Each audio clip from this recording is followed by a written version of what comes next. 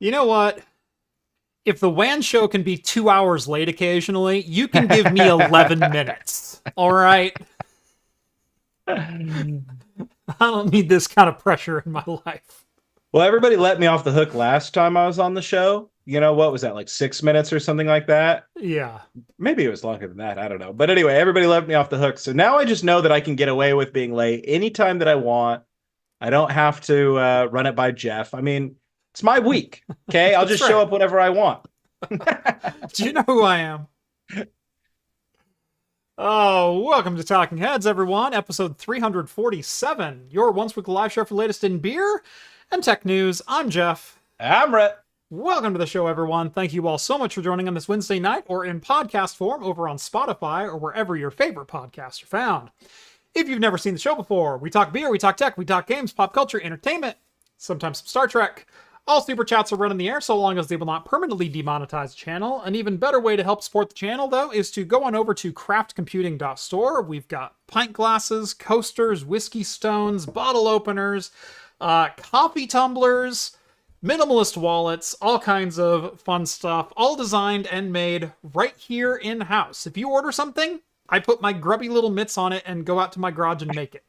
That's how that works. He said grubby. I did. It's a glorified Etsy shop, but you know what? I do it myself, and it's a lot of fun. Hey, so many Etsy shops have gone to like third-party manufacturing anymore, bro. Yeah. Like, you're a step above 90%, 95% of Etsy shops. Thank you. Thank you. I do try. I do try. Last but not least, if you'd like to take part in the super secret chat or the even more super secret after party, think about joining the Patreon. Link is down in the video description. As a bonus, you'll get exclusive access to my Discord server, where you can chat with myself, John, Rett, Steve, all the hosts from Talking Heads, and join the awesome community that hangs out over there. Welcome to the show. Rett, how you doing today? Doing good. It's Wednesday, man. It's one of those rare Wednesdays where the week is cresting and so am I. You know what I'm saying? Like, I still got 2 days, baby. Yeah. You know what I'm saying? It's one of those weeks. Oh, that's a good week. It is. It is. Normally I get to this day and I'm spent, right? I'm done. Yeah. I'm like, 2 days? No. You do seem to have a little extra. I'm feeling it today. Yeah. I'm feeling it today. Don't know what it is, but I'm here. I spent all day spinning my wheels. Just dude, yeah, I get that. Going a million miles an hour in no direction in particular. In a circle, Jeff. In a circle. Yeah. That's a direction. Some things got done, but nothing got accomplished. And that's it's one of those days. That sums up that feeling so well. It's like, yeah, sure, I did a bunch of stuff, and I should feel better about it. But strangely, I don't, because nothing was accomplished. I struggle to define that all the time because, you know, that was like one of the things I realized that had been giving me like so much anxiety. I didn't realize it. It's like, I'm working as hard as I can here, but not on the right things or not in the right way or whatever. Yeah, you're moving because you know you have to move. You're checking the boxes because you know some boxes need to be checked. Yeah, man, that's rough. That's rough. Not my week though. Yeah, I'm having the opposite one. Well, good. I'm glad at least one of us is. And you know what? I want you to keep it going. I'm gonna. Awesome. Well, we start every Wednesday night the only way we know how, the best way we know how. That's not the only way. Sometimes we drink wine, but we've got some beer. What are you drinking tonight, sir? I'm keeping it simple. And I'm going with Ninkasi Mastodon Imperial Cold IPA, of course, in the bad new can. So Ninkasi, if you're listening, in fact, everybody listening to the show, fire up your social media at Ninkasi Brewing. Tell them to bring back the cool old art. Bring back the dinosaur cans. Please. Yep. The new ones are garbage. I hate the new cans. They're so stupid. And in fact, I think it makes your beer taste worse. So You eat with your eyes first, so there is something to that. Yeah, ew, look how bad it is. Yeah. It's yellow. That's not you. There we go. Cheers, baby. You see Cheers. that? I do. Where everybody knows your name. That's right. Yeah, but they still spell it wrong. That's just because I have a unique name, okay? That is true. That is true.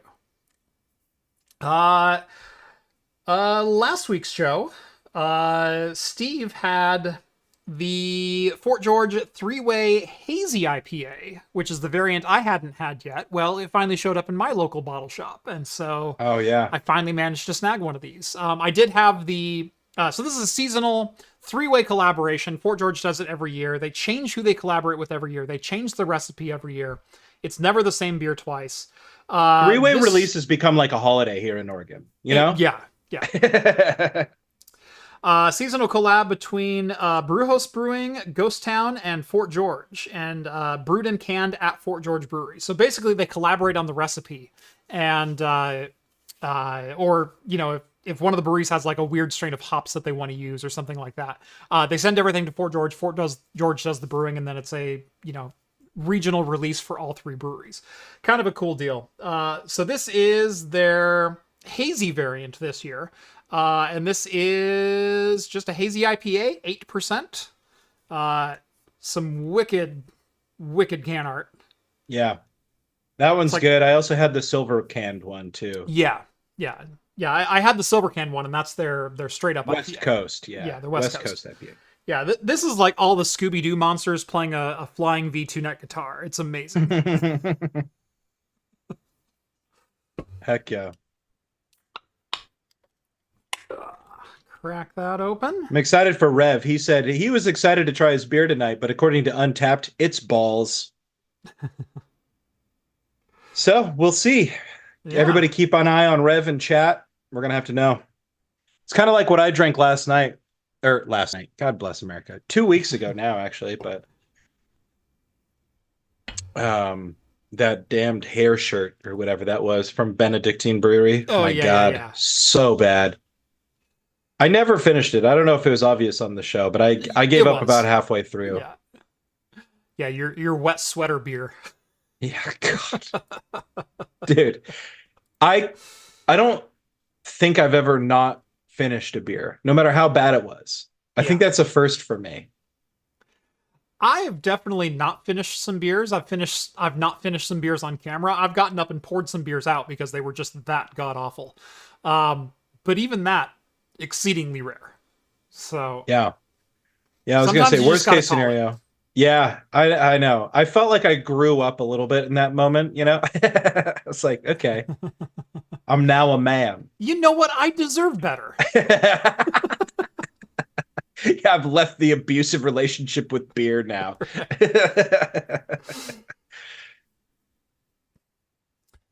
Yeah, the chunky floaty beer. That's right, Michael. Yes. Yeah, that looked awful. We do have some beer shout-outs. Obviously, Rev, not too thrilled about what he's going to crack open, but I'm looking forward to what he does or what he gets out of it. Let's see. I know I saw some. There we go. BC's chiming in, drinking a Dogfish Head Blue Hen Pilsner 4.8. Let's see. Harley's got a Confluence Brewing Thumbwise Irish Stout 3.9%. A 3.9% Irish Stout. That's interesting. Novella's got a Drecker Brewing. Always love Drecker. What Lies Beneath 2023 Elijah Craig barrel-aged stout with Madagascar vanilla beans, Filipino cacao nibs, and coffee. 11.6%, 4.33 on Untapped. Novella, I know the day that you've had. Enjoy that, sir. That sounds amazing. See, Jason's got a Ferocious Citrus IPA from Hopworks Brewery, right here, local, Portland, Oregon. Let's see. In fact, I'll be having one of those in a couple of weeks when I fly out. I always stop by Hub on the way out of PDX.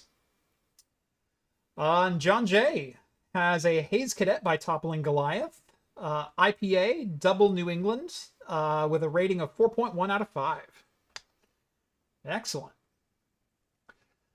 Well, we do have a question right off the top from Brandon. And I think that's going to start us off into the conversation as a whole. It was a great question before we even started the show. Brandon Tross says, if the 9950X, AMD's new Zen 5 16-core consumer CPU, was released as an entry-level high-end desktop at $700 alongside a $300 motherboard with 40 to 50 PCIe lanes and quad-channel DDR5, wouldn't that have been way better? Of course it would have. But you're not going to get that chip for $700. One of the biggest issues with moving to a high-end desktop platform is actually the signaling between your components. The PCI Express controllers are built into the specific dies they're hard-coded into the CPU themselves. There's no just adding 100 PCIe lanes or even 40 PCIe lanes to a chip without completely redoing the architecture from the ground up. And how many architectures you want to release, usually one, maybe two.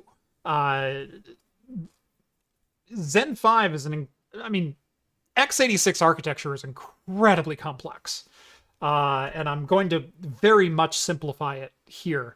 AMD right now produces 3 different core types. They produce Zen 5, they produce Zen 4, and they produce Zen 4C. Zen 4C is a slightly cut down performance version of Zen 4 with more PCI Express lanes available to it, and more memory channels per individual CCD. But it is not as fast, nearly as fast, as Zen 4 is. It makes sense for a server architecture. There's a lot of disappointment around the 9000 series launch, around Zen 5. And I think it was AMD kind of doing it to themselves by literally knocking the first 4 generations out of the goddamn park. You know, and I'm not even saying Zen 5 is a miss. I think it's a good architecture. Do I think it's the best architecture? Not yet, but it is laying some groundwork for the future, and maybe we'll touch on that here momentarily. But you have the original Zen, which came out, and Intel for 6 years was telling us, there's no way we can fit more than 4 cores into a consumer board. You all are crazy. It would cost us $1,000 to put 8 cores on a processor, and that's you know, how we have the Xeon 5890X or 5860X or whatever that 5960X. It costs $1,000 to put 8 cores in this thing. Are you insane? Like, we can't do that for $400 at the consumer level. And then Zen came out $329 for a Ryzen 7 with 8 cores and 16 threads that was a generation behind as far as performance, but was close enough to enter the conversation. And decimated the high-end desktop market in one swoop. Like, Zen launched and high-end desktop vanished because it was not relevant anymore. Zen 2 came out.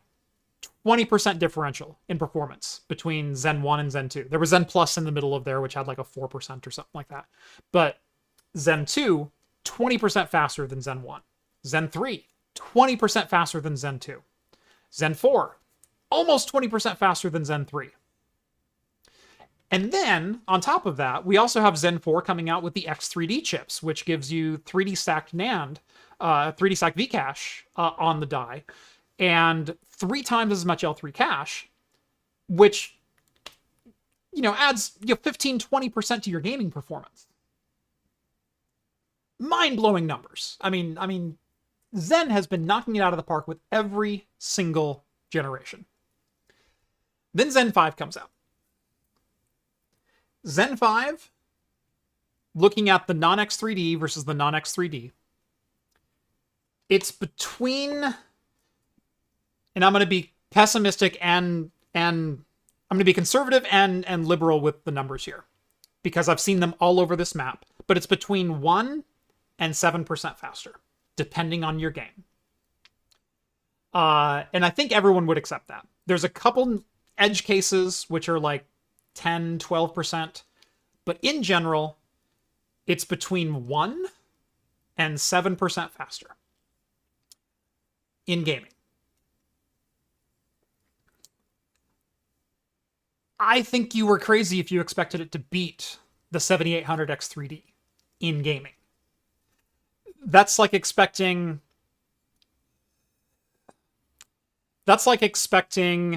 Gosh.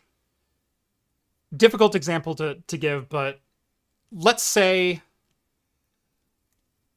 you have an RTX 2070, and NVIDIA decides to release an RTX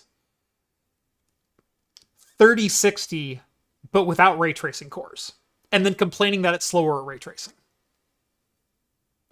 Like, they didn't include 3D V-cache. They didn't include X3D in these particular chips, which we know dominates gaming performance. Of course, it's not going to be faster than those X3D chips. It's not a regression. It's a chip without that feature. And that's a difference. And also, I'm not sitting here trying to apologize for AMD. They don't need my defense. Play for Team Red more, bro. Come on. Right. But if you take these chips for what they are, and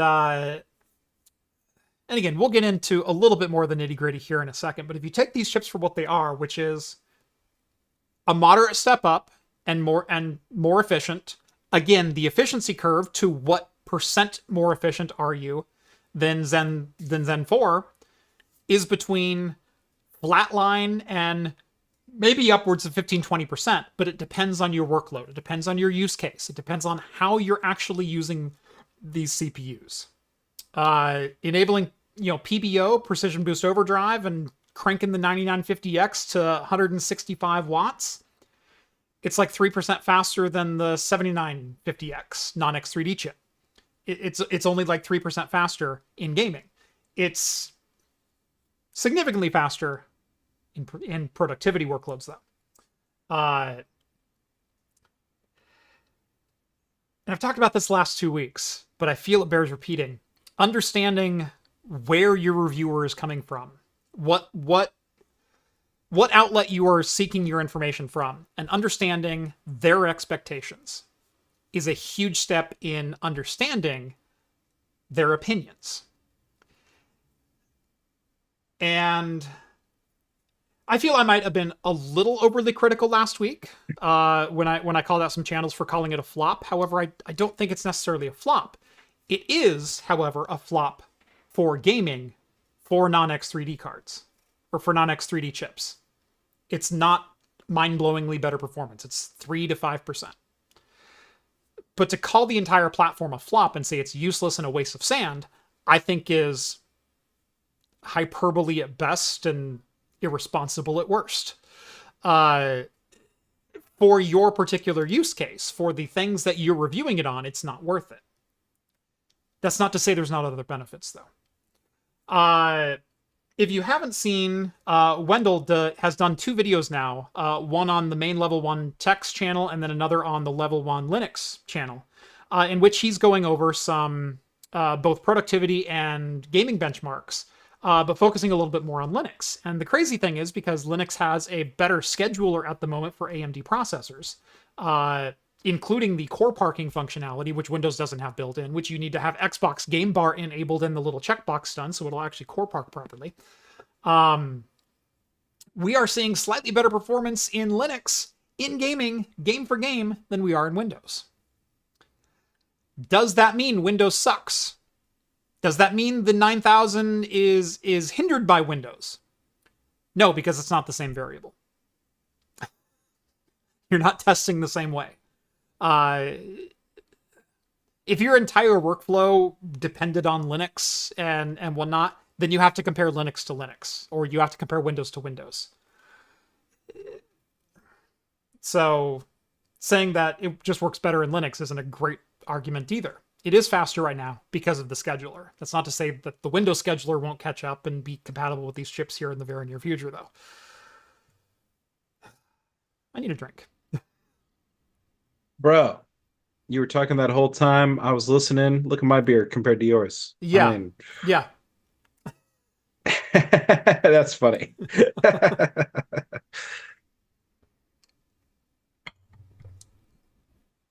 It's always Uh, been the vibe though.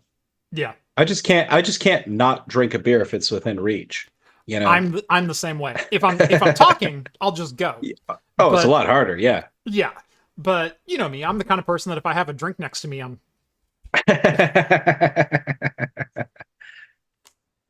Gatorade, water, absinthe, I don't care. Yeah, it does not matter. Yeah, I'm the same. Uh, So there's a lot of conflicting information, and there's a lot of reviewers trying to put, and again, I'm saying this one from the sidelines because I have not had the chance to review Zen 5 yet. I had too much going on this month. The answer was no. I had too much going on. There's a lot of reviewers trying to put the stamp on this one. Is it good or is it bad? And unfortunately, in this world of YouTube and, you know, make up your mind and nuance is terrible and no one wants to hear you waffle about. And this is not calling them out, but, you know, Gamers Nexus and Hardware Unboxed. Fantastic review channels, very, very much in depth. But even in Hardware Unboxed's review, I watched his review of the 9950X today. He called out some better performance efficiencies in productivity, although he didn't go super in depth with that. But he started with that. And then he goes, now, we're obviously a gaming-focused channel, so we're going to test gaming on this chip. And that's where he drew his conclusions from. And I thought it was a very honest and refreshing way to approach it. You know, laying out what my expectations are and then saying my conclusion is going to be based on these expectations. I'm testing this CPU in gaming, and that's what my conclusion is going to be drawn from. Unfortunately, viewers, some of you miss that. Some of you miss even that level of nuance, and will flock to Reddit and say the 9950X is horribly overpriced and it's no more efficient than 7000 series, and AMD should be embarrassed and recall it, and why is it so goddamn expensive compared to the last one? I can get a 7950X for $300 on eBay right now. You can't compare new versus used. You can't compare a clearance 2-year-old processor versus a brand new processor, because guess what the launch price of the 7950X was? It was the same damn price as the 9950X. The new is always going to be more expensive than the old. It's the way it works. If you're looking for absolute performance, the new is still the better buy, even if it's not the best value, though, because it's still faster. And I think GN put it best as well. This is still the fastest consumer CPU that's ever been released. We have some criticisms, but there's no denying it's the fastest, chip that's ever been released for consumers. So, yeah, shocker. Brand new and bleeding edge comes with a bit of a performance tax. Yeah. Now, the interesting part of this, and what I alluded to last week, but Phoronix has some phenomenal benchmarks. They did, was it 400 benchmarks across CPUs, ranging up and down the board from Zen 3, Zen 4, Zen 5, as well as including Raptor Lake CPUs of all different variants, down to the 13600K, the Ryzen 5 7600, the Ryzen 5800X, the 5800X 3D. When I say the 9950X was upwards of 20% faster for productivity workloads. Oh, come on. This worked. Freaking. There. Okay.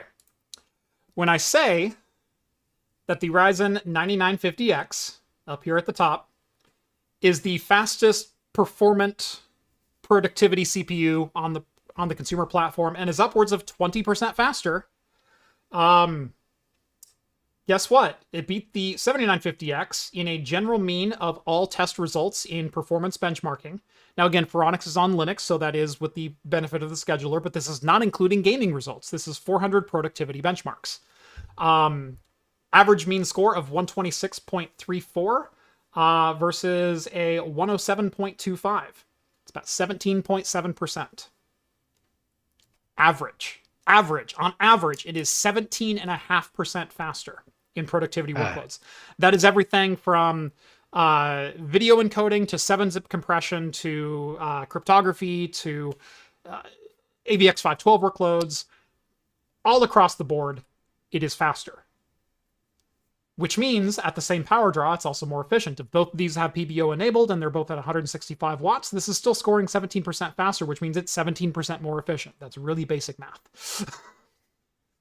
But there's really not a single productivity test in Phoronix's entire suite that the 9950X and in fact even the 9900X don't beat out the competition, and by some pretty wide margins. Here's a 2.02 to a 2.73. That's a 35% difference when we're dealing with cryptography tests. This is the cryptography. Yeah, it's... And that list goes on and on. Is Zen 5 a bad chip? For gaming, it's about the same as the last one. You're getting the benefits of the slightly reduced FinFET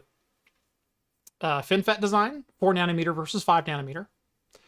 And that's about it. You're getting slightly better power efficiency in gaming. Single-threaded performance was up, I think, by about 8% or so. So even in single-threaded applications, and again, looking specifically at gaming, for one thread boosting as fast as it will go, it's only about 8% faster. When that's equalized across 165 watts and 16 cores, 32 threads, in gaming workloads, it was about 3% faster. For gaming, it's not great. But we also knew it probably wouldn't beat the 7800X 3D. And so why this is a shock and why this is an AMD is putting out a waste of sand and overcharging... Look, they're doing something right if they're 17.5% faster in productivity benchmarks. This just might not be the chip for you. And that's okay. Amen.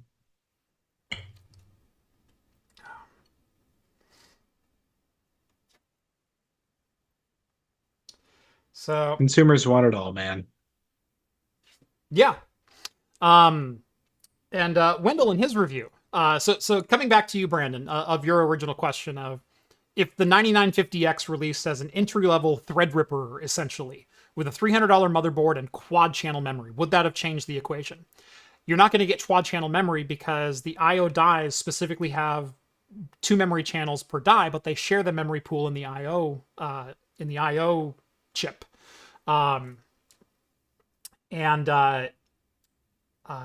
That's the whole Infinity Fabric thing, is they can look at each other's memory pools.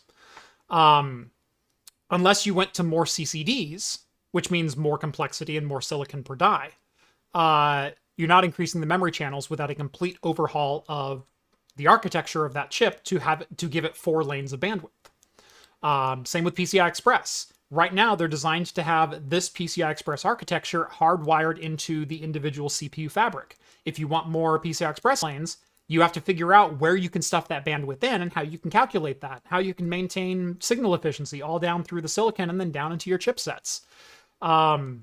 It's not as simple as it sounds. And so, sure, if this came out with quad channel at $700, yeah, I'm sure people would be over the moon. We're not going to get that, though. Nor are you going to get a PCI Express 5.0 with 40 or 54 or 64 lanes into a board that costs only $300. if you've looked at the two Threadripper boards, or the Threadripper and the Epic Genoa boards with PCI Express 5, the Asus board that's in my Threadripper workstation is PCI 5 on the NVMe and on the top PCI Express. Other than that, it's PCI Express 4. So it has 3 NVMe slots. All 3 of those are PCIe 5. And then it has one X16 PCIe 5.0 slot. And then it has a 4 to 4. And that's it. That's on a $1,200 workstation motherboard. It doesn't have that much connectivity because it takes that much more money to build this thing out. If you look at the ASRock Genoa 8DT motherboard that's in my Epic server, that had Phison, essentially signal repeaters, microcontrollers that were repeating the PCI Express 5.0 signaling to give it PCI Express X16 down to every single slot. That's a $2,000 motherboard just to maintain signaling. And that motherboard didn't have a ton of other features. It was all PCI Express. So yeah, if you want quad channel, cool. There's a platform that does that. It's Bergamo with Zen 4C. If you want PCI Express 5.0, 64 lanes, cool. There's a platform that does that. It's Threadripper. And they're not expensive just for the sake of being expensive and separating the market. They're expensive because it's so much more difficult to maintain that level of signal and send that much bandwidth through a CPU because of the architecture design. And it just is what it is. I do wish there was a less expensive Threadripper. I do wish we could get a 16-core Threadripper. Heck, I'd do $1,000 and $400 for a board. I've spent that kind of money before.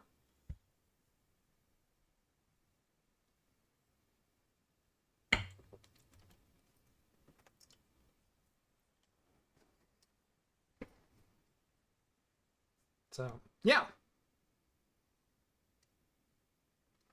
Yeah, I thought everyone knew the 7800 X3D would still be king until Zen 5 X3D. I thought we all knew that too, and then we were shocked and appalled that it didn't, and it's like... But again, AMD kind of set up their own disappointment here by simply not being as big of a grand slam as they have been for each of the past 6 years. Like... And they're still a grand slam, just not for gaming. That's the difference this time around.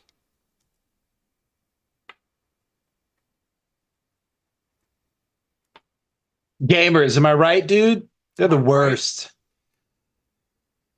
Can we do the cheap stand-up tropes? You know, gamers be shopping. Gamers be shopping, dude. Yeah, man, that's gamers. Am I right? Capital G.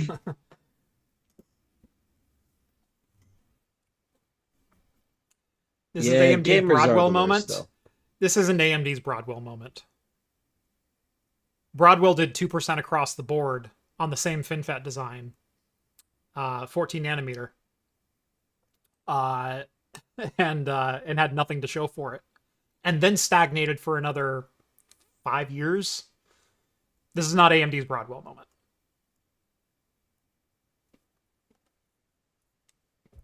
For gaming, sure. Until, 3, 4, 5 months from now when X3D comes out for the 9800.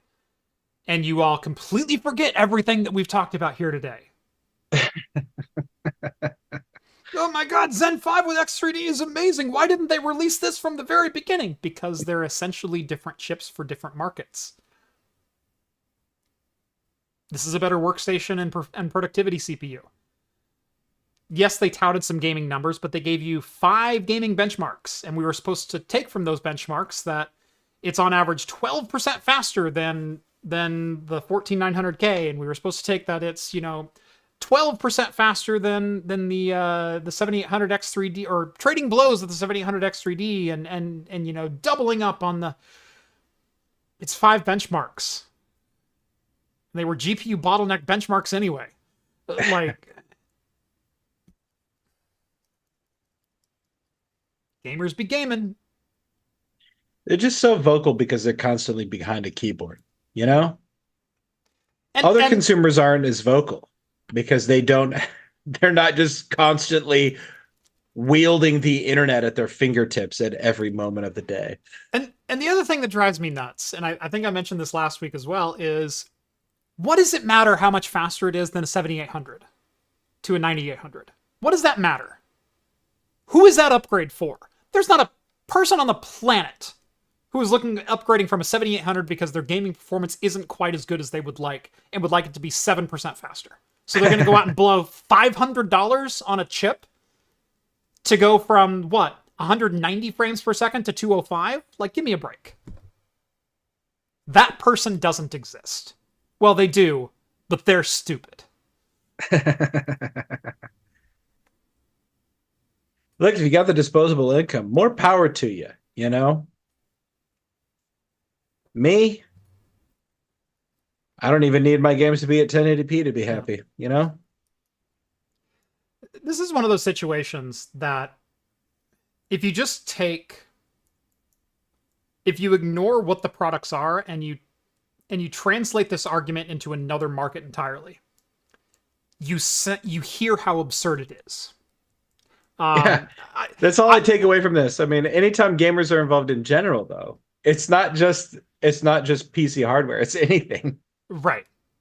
But, you know, I've made this comparison for like, you know, enterprise CPUs versus consumer CPUs. You know, one's a truck and one's a sports car. And buy what you need. The truck does things that the sports car can't. And the sports car is definitely a lot faster in a straight line and in corners, but you can't fit a family of 5 with you. Like, they're two different things for two different markets. And the 9950X coming out, and people who were expecting it to beat the 7800X3D, it's like complaining to Porsche that Porsche came out with a Panamera and I can't replace my GT3 with this. You weren't going to. You weren't the target market. Are you looking for an SUV? The Panamera is right there. And yeah, sure, it has some gamer-esque chops. It'll go 0 to 60 in 5 seconds, you know. But it's not to replace your GT3. It's for the guy who wants some of the same specs as the GT3, but he's got kids. Like... And then there's the people that, like, just buy a car, bro. Like, if you got kids and you need to haul a bunch of family, like, just get a minivan, right? What's the big deal? You know what else that minivan is good for? Everything. Minivans are the shit. They're awesome. I love my minivan. You can load up all your music gear in it. Get your bandmates in there.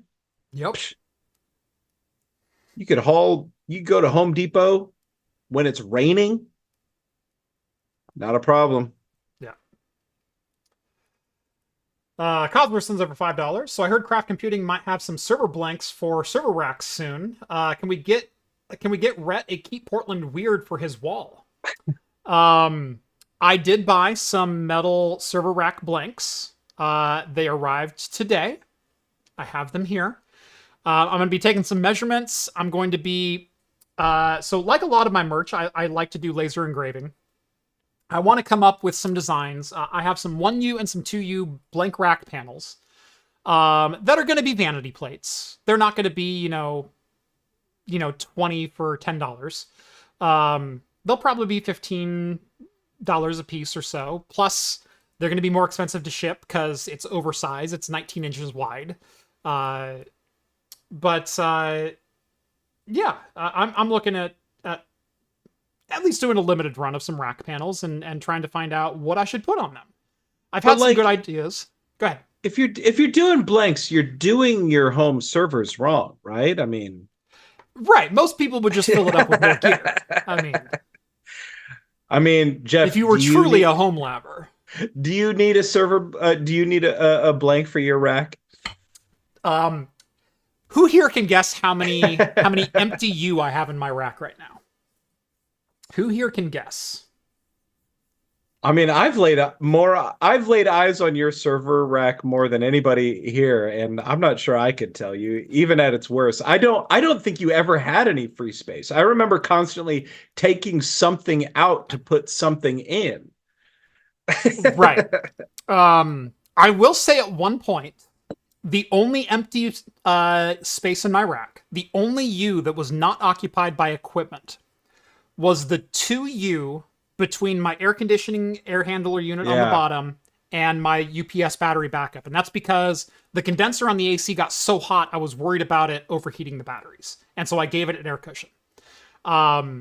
Yeah, I was gonna say if you had any spare space, it was definitely at the bottom. Like I feel like, but yeah, that's funny. What about now though? Do you have spare space?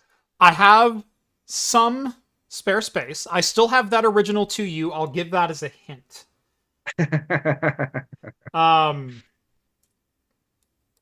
So tell you what, the first person to guess it, and they haven't guessed it yet, I will drop a keychain in the mail for you worldwide. First person to guess it. I have some U's free in my server rack right now.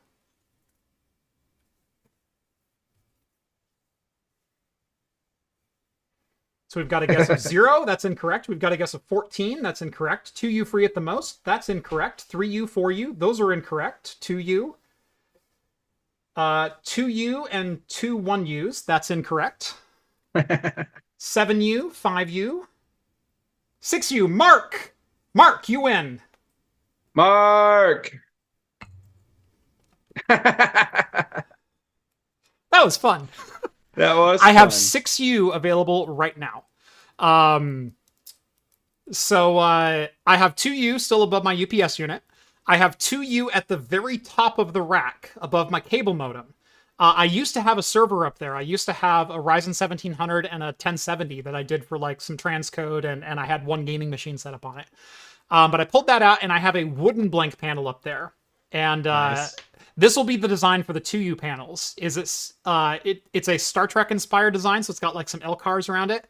It says Home Sweet Home, but it says Home Lab, and Lab is really tiny on there. So it says Home Lab, Sweet Home Lab. Nice. I like that. It's really nice. By the way, Mark says he's in New Zealand. He says you are good if you, I'm assuming if you don't want to send one, but this would only Can't be cost that me, yeah, it's a bubble mailer. So like $7 at the most. Like, and I said worldwide, I committed to it. So Mark, if you want it, it's yours.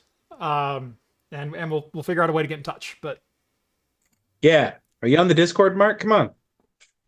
Just drop $1 per month and you can join the just kidding, Mark. You've earned this, whether or not you're on the Discord. Yeah. Abdul sends over $5. Thank you very much. Happy with AM4 build from 2 years ago with a B550 motherboard. Yeah.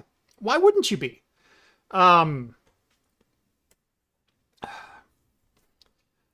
The performance of CPUs has, I've been saying this for years, has been going through a massive renaissance. Like, we haven't seen this explosion of CPU performance since the gigahertz race days. Since we went from 233 to 1 gigahertz and even 1.4 gigahertz in the course of like 24 to 30 months. Like, we increased our computing capacity 5x in like less than 3 years. In the late 90s and early 2000s. It was an insane time to be alive. And then from 1.4 to like 3.6 was like another 2 years. So we more than doubled it again. It was crazy. Look at a Zen 1 CPU today. Honestly, still more than capable. Still very much more than capable. So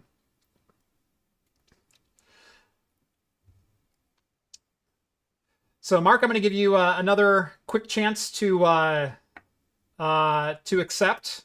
Again, I don't mind sending it out. So I'm going to have you say yes or no to me. If you say no, then Nicola is going to get it. Because Nicola on my screen came in about 2 seconds later than Mark. So, Mark, if you want it, it's yours. If not, it's going to Nicola. Yeah. Say yes. Yeah. But anyway, yeah, if you look at a Zen 1 CPU or an 8th gen Intel CPU, they're less than half the speed of modern chips. And that's kind of crazy to say. Heck, even Zen 2 is half the speed of Zen 5. And Zen 2 was 2020. So, in 4 years, we've more than doubled our density, our throughput, our bandwidth. We've gone from, low-end DDR4, 3200 to now 5600 megatransfers per second in some cases, 6000 even. If you're running a pair of DIMMs, more than doubling our memory bandwidth, quadrupling our PCI Express bandwidth, going from 3.0 to 5.0. It's been some crazy times. If you still have a Zen 2 or Zen 3, Zen 3 is still a killer architecture to run today. No one's going to be disappointed with running Zen 3 today. No one.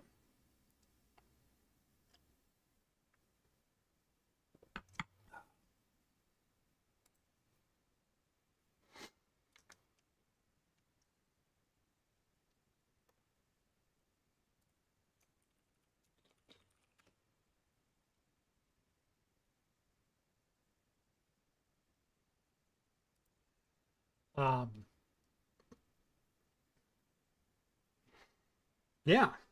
Mark says he's good to pass it on. So Nicola, it is all yours. You were the other one who guessed 6U. So if you want a bottle opener, let me know. You can DM me on Twitter, or we'll find a way to get in touch. I didn't think this through, so.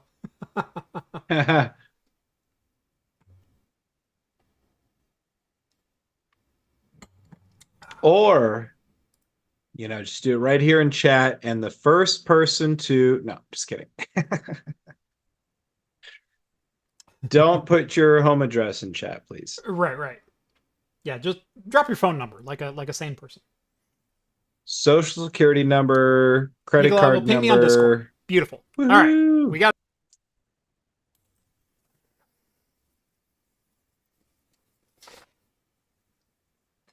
So... Anyway, I think that's enough time spent on AM5. And there's the reroll.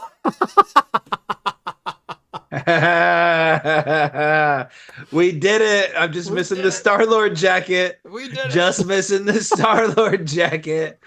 And there's the reroll. Nah, you guys all... Mark, I'm just going to call you Kia Pia from now on, if that's okay. Jeff's face on the faceplate. I don't know if anyone would want that. I'm okay with throwing my logo on there. Nicola, it's held for review, but I think it's funny enough. He joked. He's like, "Well, my credit card number is."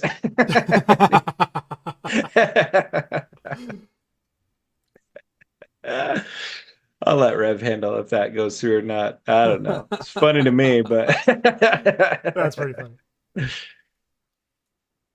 Oh man. What's funny is we brought up the whole reroll thing just last time I was on the show. So. We did, yeah. It was already fresh in my mind. Artesian builds. Classic company.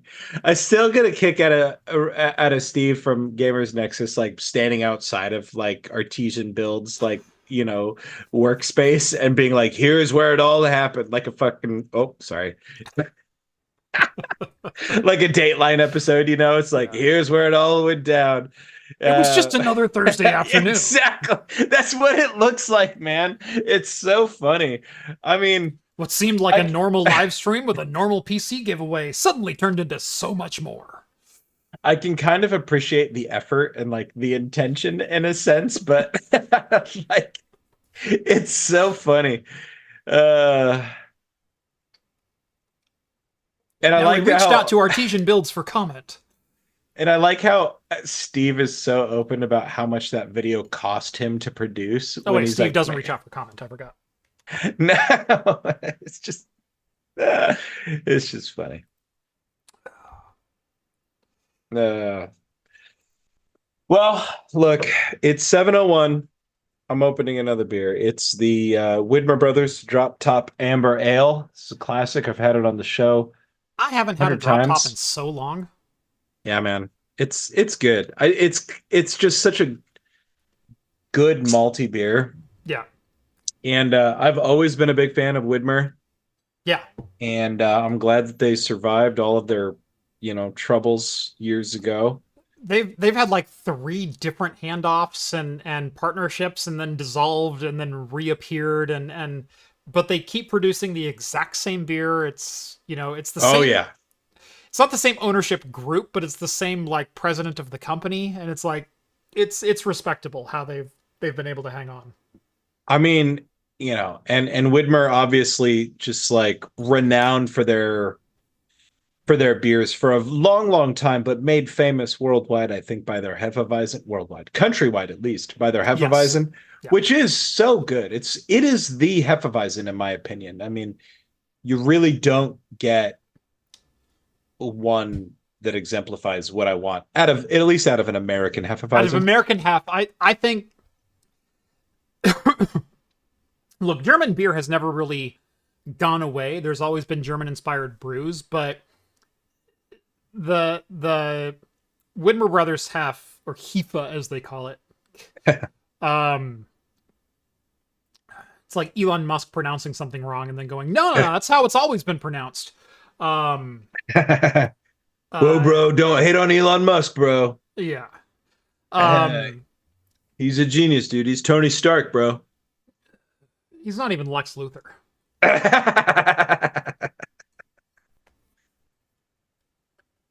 Hmm. Mm.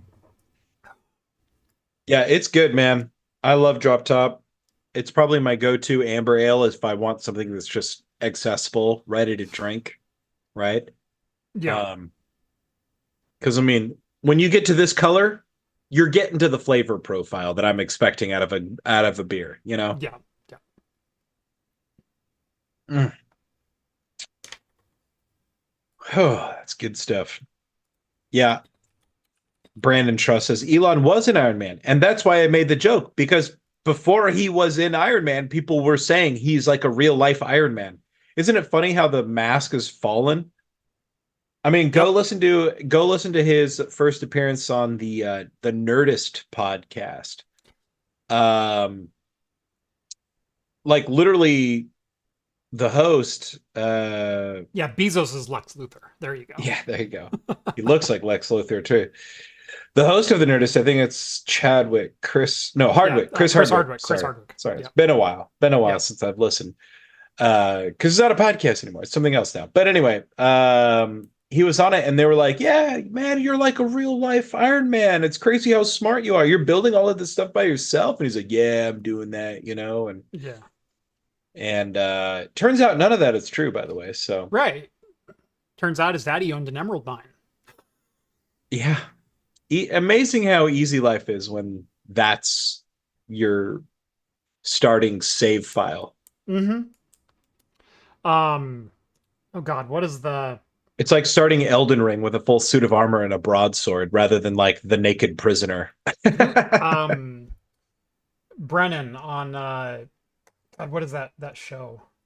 Are you talking about the like whose line is it anyway thing? Yeah. Yeah.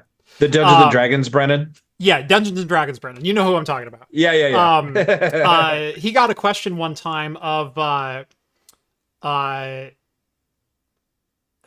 well, it was something about the game of life, but realistic. Yes. And he's like the go-to quote for this idea. Yeah. Yeah, and so he goes, "Oh, explaining the rules to capitalist life," or something like that. And he goes, "Okay, so the way the game plays is you've actually already started. We've been playing the game for as long as you've been alive, and whatever hand you were dealt, you were dealt." And I'm not going to do it any justice. Yeah, Brendan Lee Mulligan. Yeah, there you go. Yeah. Make some noise. Thank you. Or Eric Game Ishii Changer. and Brendan Lee Mulligan, and yeah, they're all amazing. That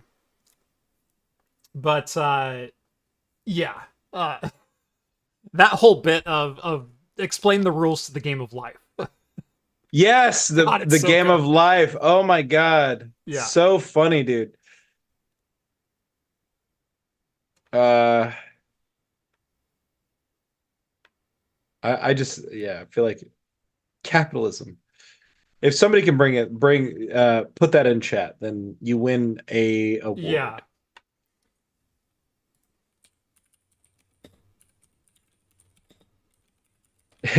Yeah, I also like the one when he's playing Dungeons and Dragons. Explaining the rules to the board game Capitalism. There we go.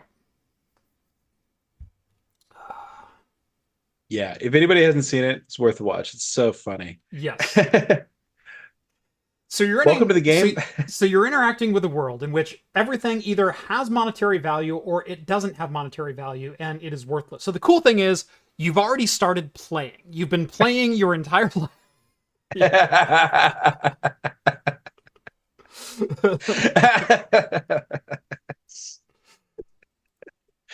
So funny. It's so good. Anyway, I need to open my second beer. This one comes courtesy of Yato and Salem from over at 01. This is Eagle Lake IPA. It's the Lassen from Lassen Ale Works. This is in Susanville, California. There you go. Sounds fun. Yeah. This IPA evokes pristine Eagle Lake, California, California's second largest, which lies just east of Lazen Volcanic Park. Simcoe, Citra, and Mosaic create a medium bitterness and complex aroma with heady notes of pine, citrus, and floral spice.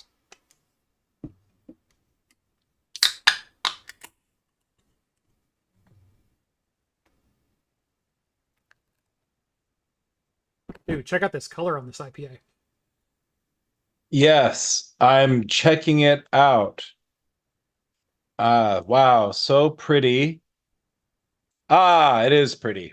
Sorry, I was typing with one hand. Yeah. What were you doing with the other hand? You don't want to know. Okay. Brennan Lee Mulligan.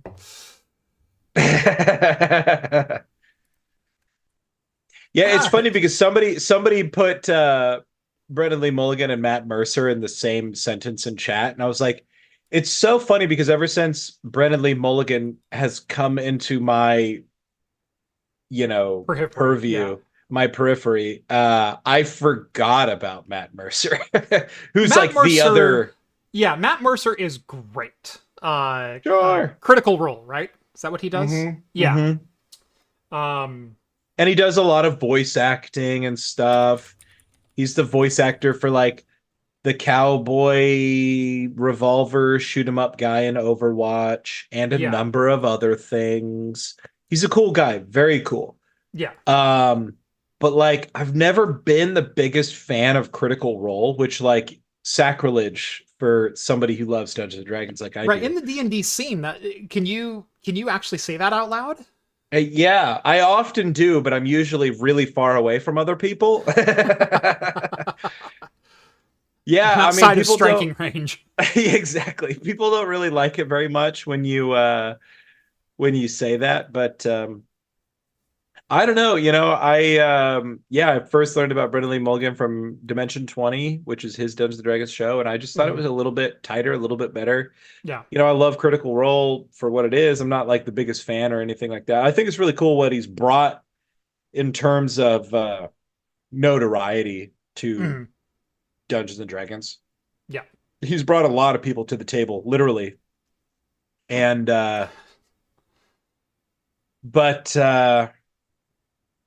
yeah, I don't know. And then I just like Brendan Lee Mulligan's he follows that more of that path that I think I understand a little bit more, which is that improv comedy thing. Yeah. He does that Game Changer, whatever that show is that people are talking about. That stuff is so funny. It's the millennial version of Whose Line Is It Anyway? It's so good. It never goes out of style. I could watch it all day. Yep.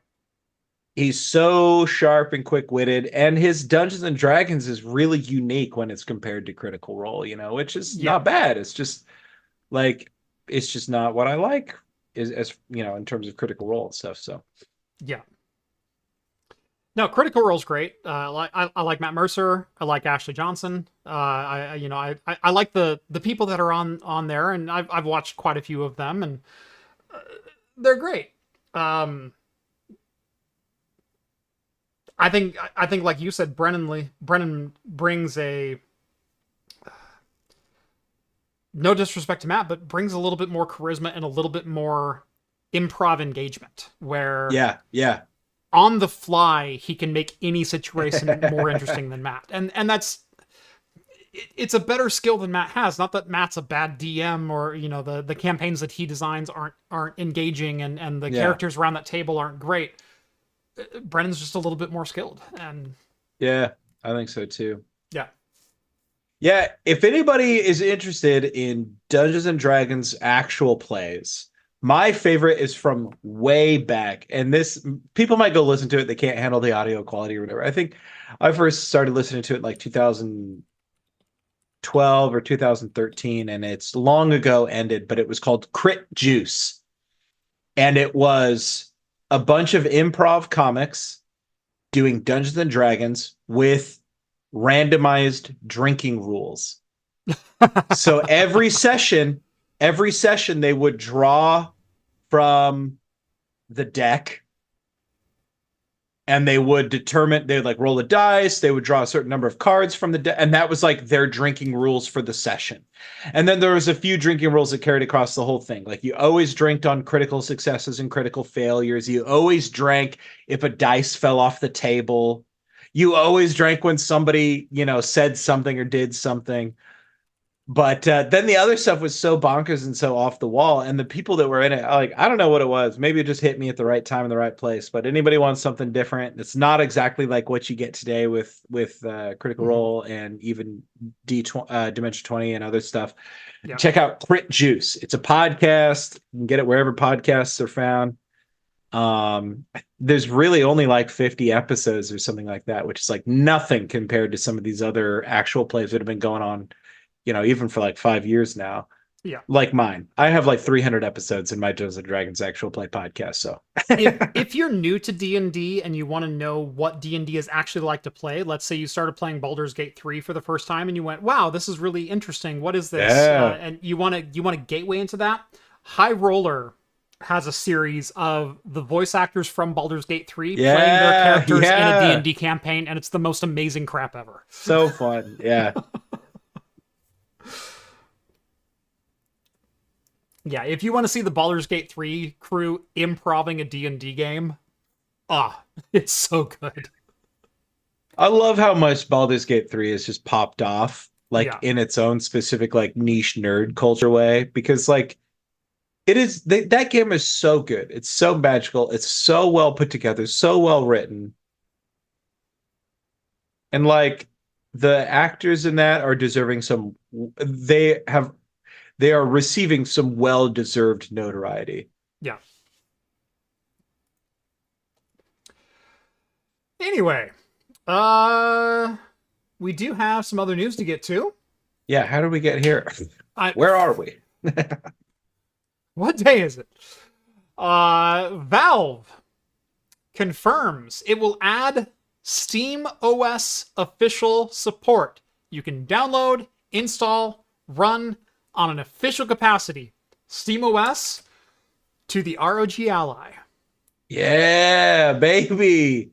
Baller move, dude. Baller move. Yes! Dude, they saw their moment and they took it. Right. They're like, oh, people are going to copy us? Here we go. I mean, not that they invented handheld PCs, but you know what I mean.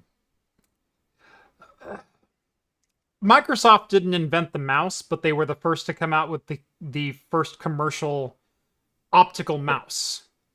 And by the way, the IntelliPoints, if you've ever owned one, they still work today. They're still good mice today. That's the real forever mouse, right, Logitech? Right.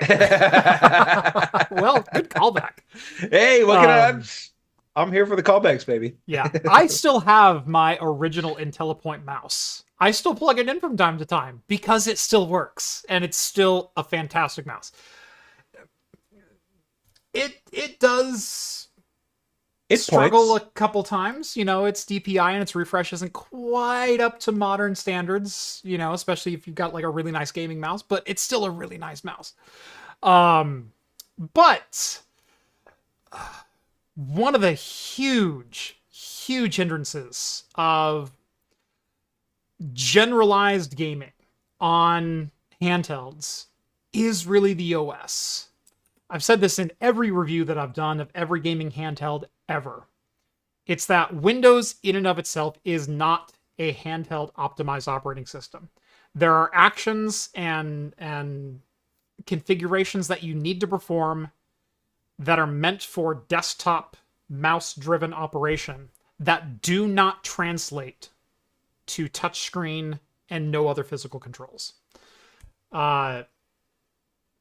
So I'm excited. I'm excited that either Asus paid Valve to port the OS over, or Valve decided on their own to start supporting some other handhelds. I would love to see this become more of an official venture from Valve, adding... It wouldn't be that big of a deal, yeah, honestly, if you're Valve, to integrate certain kernel modules to enable you to install SteamOS on whatever handheld you wanted. I mean, the hardware is not that diverse. We're talking about essentially the same exact chip that's in every modern handheld, the 7840U, or variants of it, which is all based on the same kernel driver. You've got some hardware things that you need to take a look at, like, for example, Neo with the Coon does have the touchpads. Let's make sure that the Elecom drivers are installed for the touchpads. Cool. That shouldn't be that difficult to handle.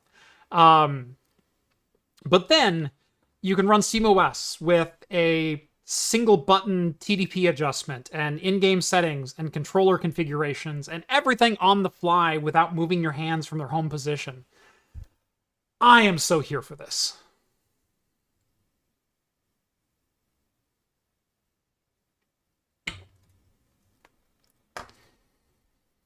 There have been some fantastic community efforts. We had Hollow ISO, and then later, what was the second one? Gosh. Chimera. Hollow ISO kind of folded. At one point, Neo was going to start integrating Hollow ISO and ship that as standard, and I don't know why they decided not to, because Hollow ISO was an open source project and just pulling from public repositories. And then when the dev team for Hollow ISO folded, they went, we're not going to do it anyway. It's like, just take it over. Make it your own thing. Like, write the code. You're already writing the code for your handhelds in Windows. Just integrate that into Steam. Like, it shouldn't be that big of a deal to do. Yeah. I say completely as a non-developer, but the driver stacks aren't that difficult. The driver stacks for most of the hardware you're using already exist in Linux. It's just a matter of making sure they're present. Little refinement, little UI change, make it usable.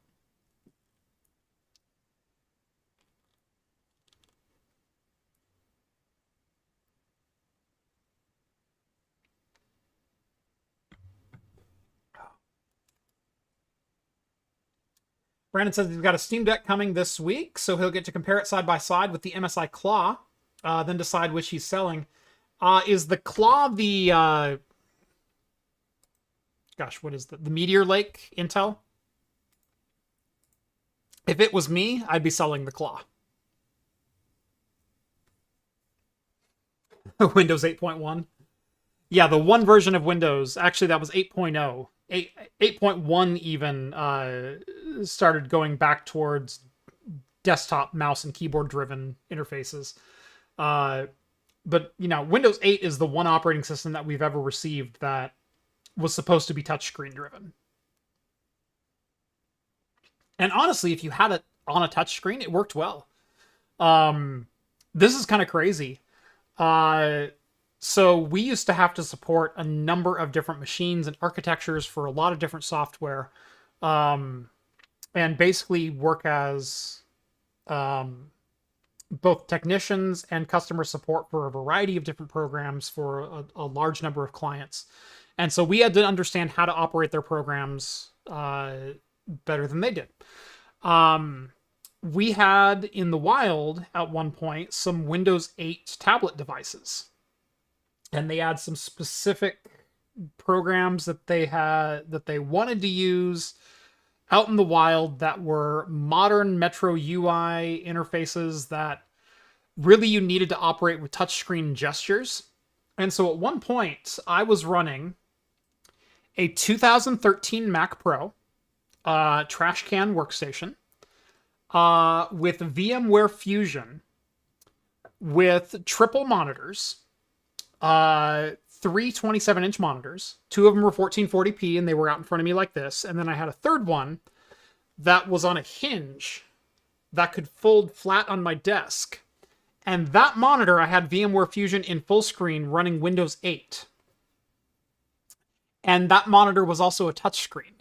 And so at one point, I had 1440, and 1080 on triple 27 inches with Windows 8 running on a VM that I could kick towards me and operate as a touchscreen. If anyone has ever had a more cursed setup, I would love to hear it.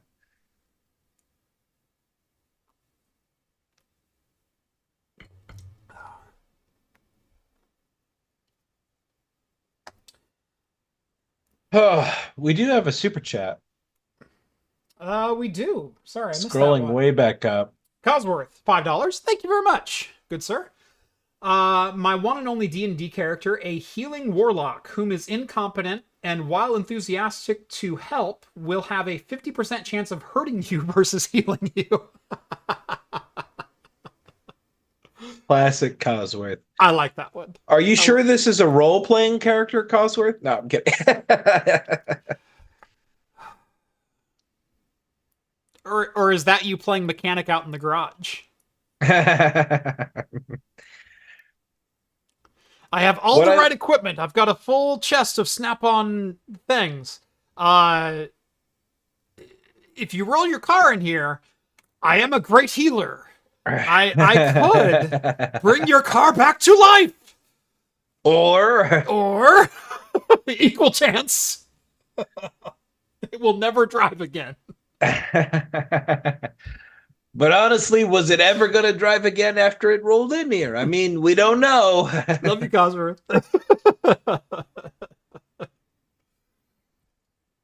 Fun story. I've been to Cosworth's house twice.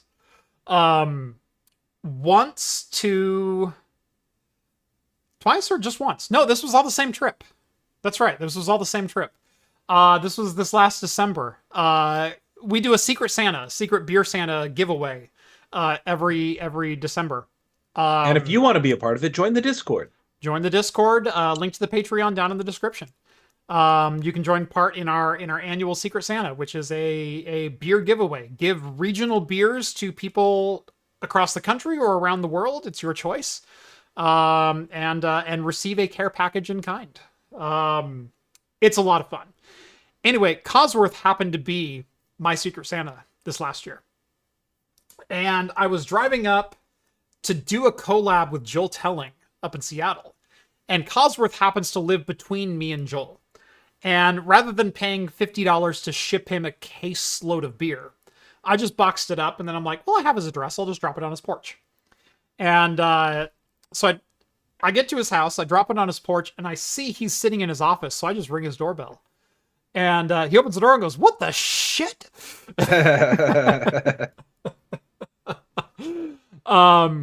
Anyway, as it so happens, as I crossed the border from Oregon into Washington, my truck started sputtering uncontrollably.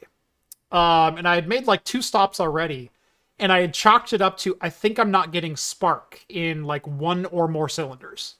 And it turns out I was right in my diagnosis. I was really proud of my diagnostic skills.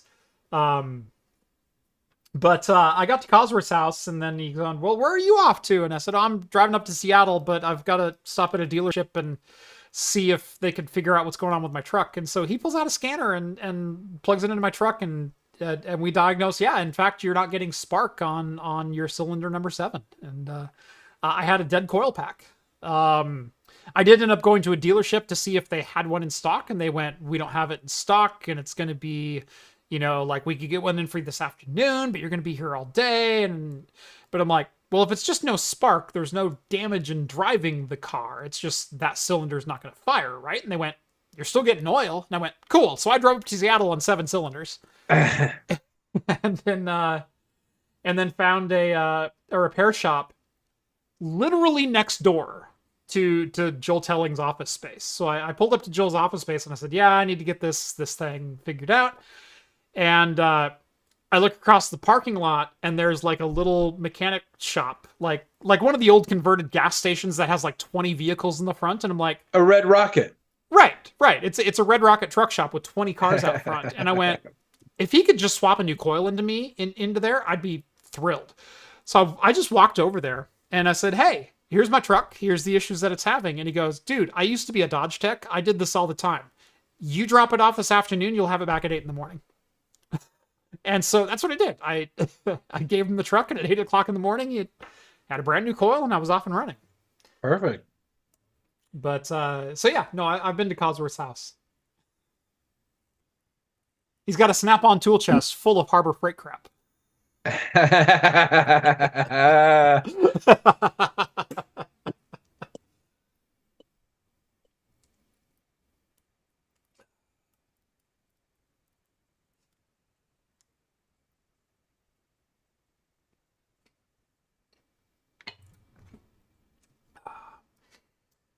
Rev mentions that one of his last characters in Dungeons & Dragons began the game not able to speak Common because he was from Ravnica. And I think that's really fun. I wish languages came up more in people's games. I really wish they would, yeah. I played a shorter campaign recently where languages were really important. It ended up being one of the most fun things that we'd played in a while.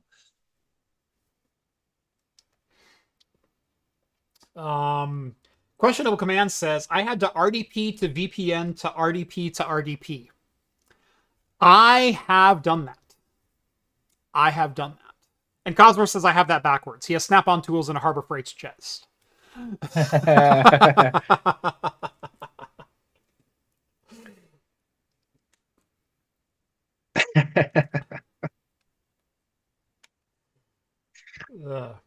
Everybody sees him roll up and they're like, great, here we go.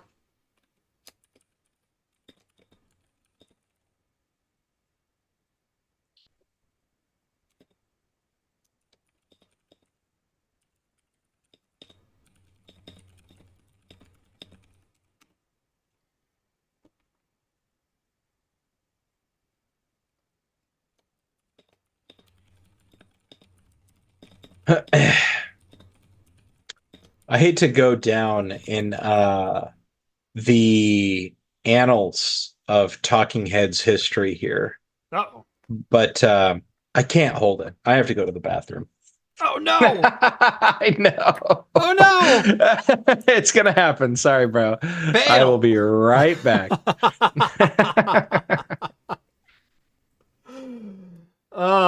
Shame. Ding, ding, shame.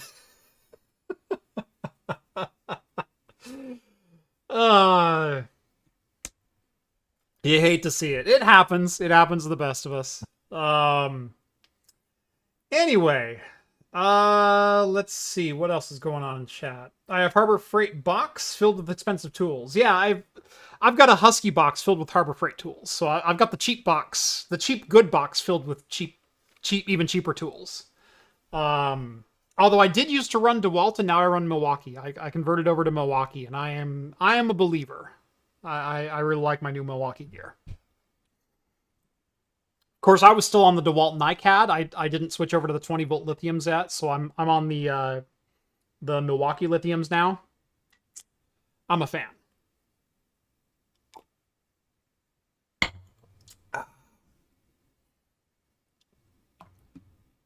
Let's see.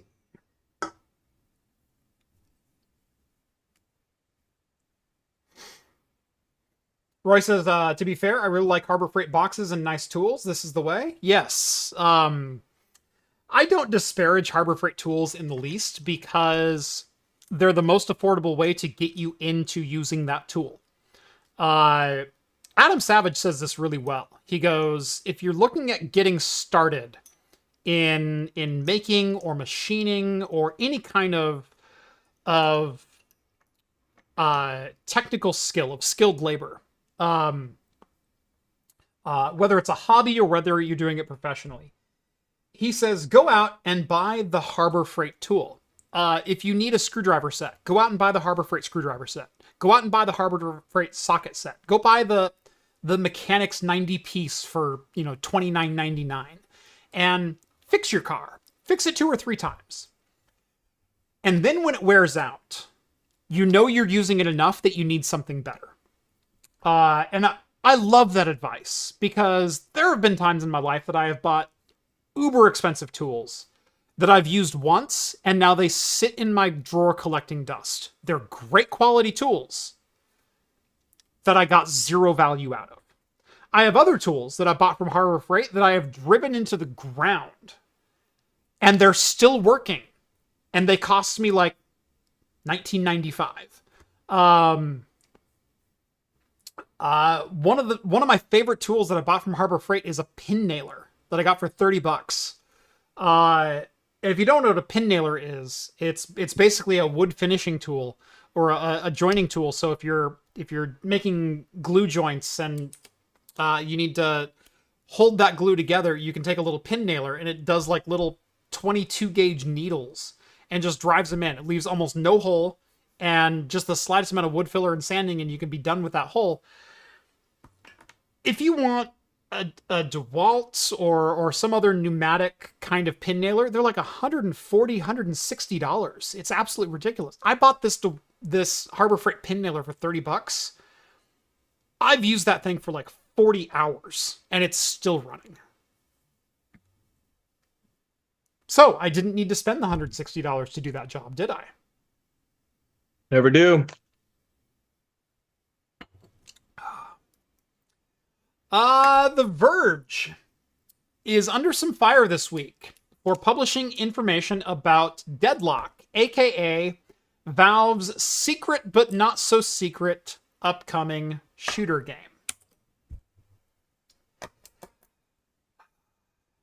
Buckle up. This one's going to get interesting. Here we go.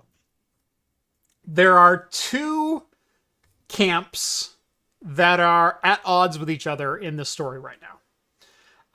Valve and everyone else. No, just kidding.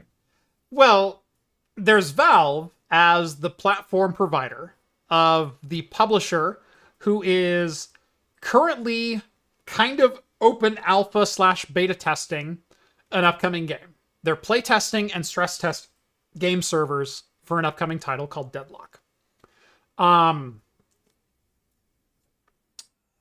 The way they're running the beta is they invited a certain subset of their community of like Dota 2 players and TF2 players and things like that. They invited them to just come play the game. Those players can then invite whoever they want and as many people as they want.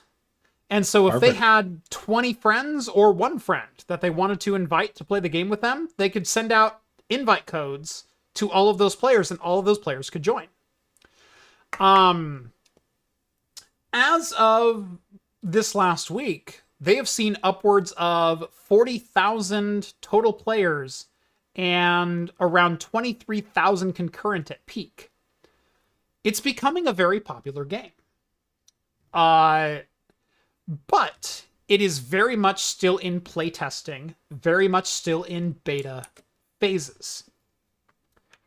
Part of the agreement, when you get a playtest key, is as soon as the game launches, you get a window that pops up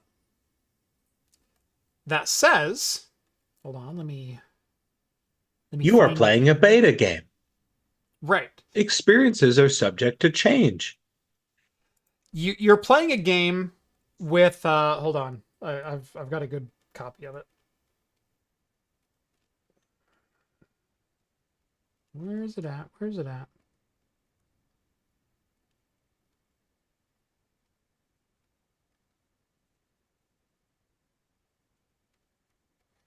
No, come on. I know I had a full screen version of it. It's here somewhere. There it is. browser. Copy. Okay. Cool. This window pops up when you launch the game. Early development build. Deadlock is still in early development with a lot of temporary art and experimental gameplay. Do not share anything about this game with anyone. Oh. Okay to continue. This is what we call an informal agreement to an embargo, or a gentleman's agreement. We're going to let you play. We would appreciate your feedback. We would also appreciate you not disclosing information about the game publicly. This might shock you. Sorry, we'll get back to this. So that pop-up pops up every time you start the game unless you click Do Not Show Again. Valve is asking you not to share. And for the most part, people are listening. There is a Deadlock Reddit server, subreddit up. All of them will talk about basic mechanics. Hey, do you think spawn time is too long? But almost no one has shared a single screenshot in that subreddit. There's a couple pictures of like a cat sitting on a desk with Deadlock in the background. And that's about it. Like, no one's sharing gameplay videos. No one's sharing anything like that. They're talking about not the mechanics of the game, but the mechanics of joining the game. Hey, do you think matchmaking is broken? Hey, do you think these characters are balanced properly? They're not sharing gameplay. They're not sharing assets. They're not sharing screenshots. So the Reddit community got the memo that, hey, we're playtesting this. We're figuring out, do we have the server scale? Does our code work? Does everything else? You can play it. You can have the time of your life. But please don't go Twitch streaming this. Don't go sharing your, whatever. Don't go reviewing our game yet. Because it's not finished. It's not on a point that it's a finished product.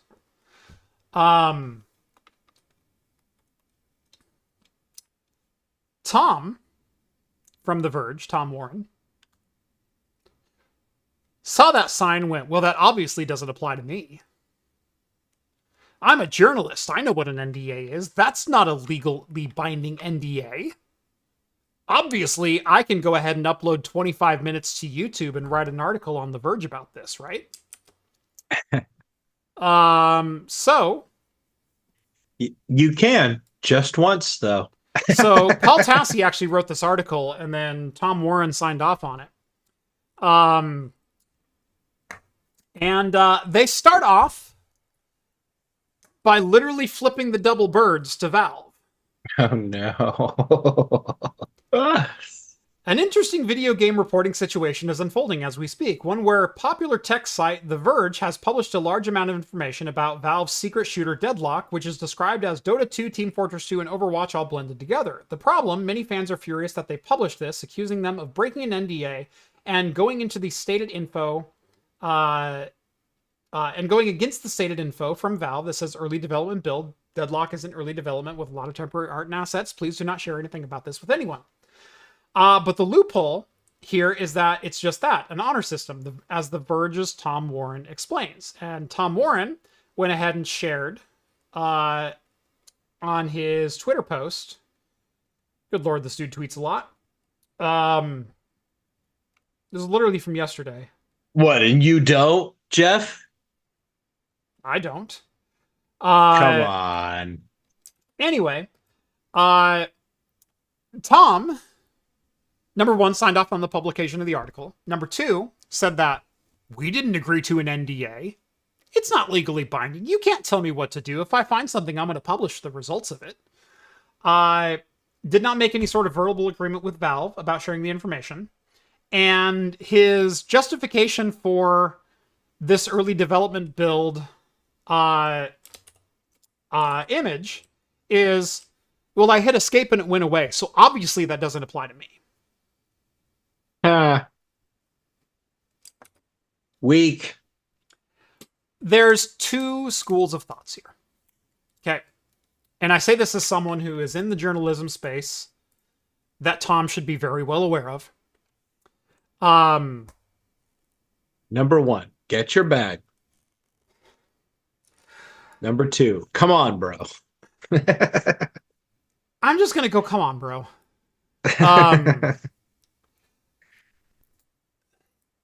Is every embargo that I agree to on this channel legally binding? No. In fact, 95% of embargoes that I agree to, I will have a company reach out to me and say, hey, we are looking at launching, and they'll even tell me said product in that email. AMD will reach out and say, hey, we're going to launch the 9700X and the 9600X on August 7th and the 9900X and then a 950X on August 14th. And if you agree to those embargoes, we can continue with this conversation. Just with that email, I have the information on when the embargo lifts. I could go and publish that. You know what'll happen? AMD will never contact me again. Now, after I agree to this embargo, all I've done is say, yeah, okay, I won't publish anything. They'll go, okay, here's your review sample. Here's your package information. Here's contact information for the engineers in case you need any support. Here's this, here's that. Let us know if you need anything in the meantime. Your sample will be here on X date. And, keep us in the loop. Thanks for being a bro. Thanks for being a bro. Exactly. As Mitch Hedberg once said, there's no reason to get ink and paper into this. Okay. Embargoes are the Mitch Hedbergiest quote ever. Embargoes are really just that. They're a gentleman's agreement that everyone's going to play by the same rules.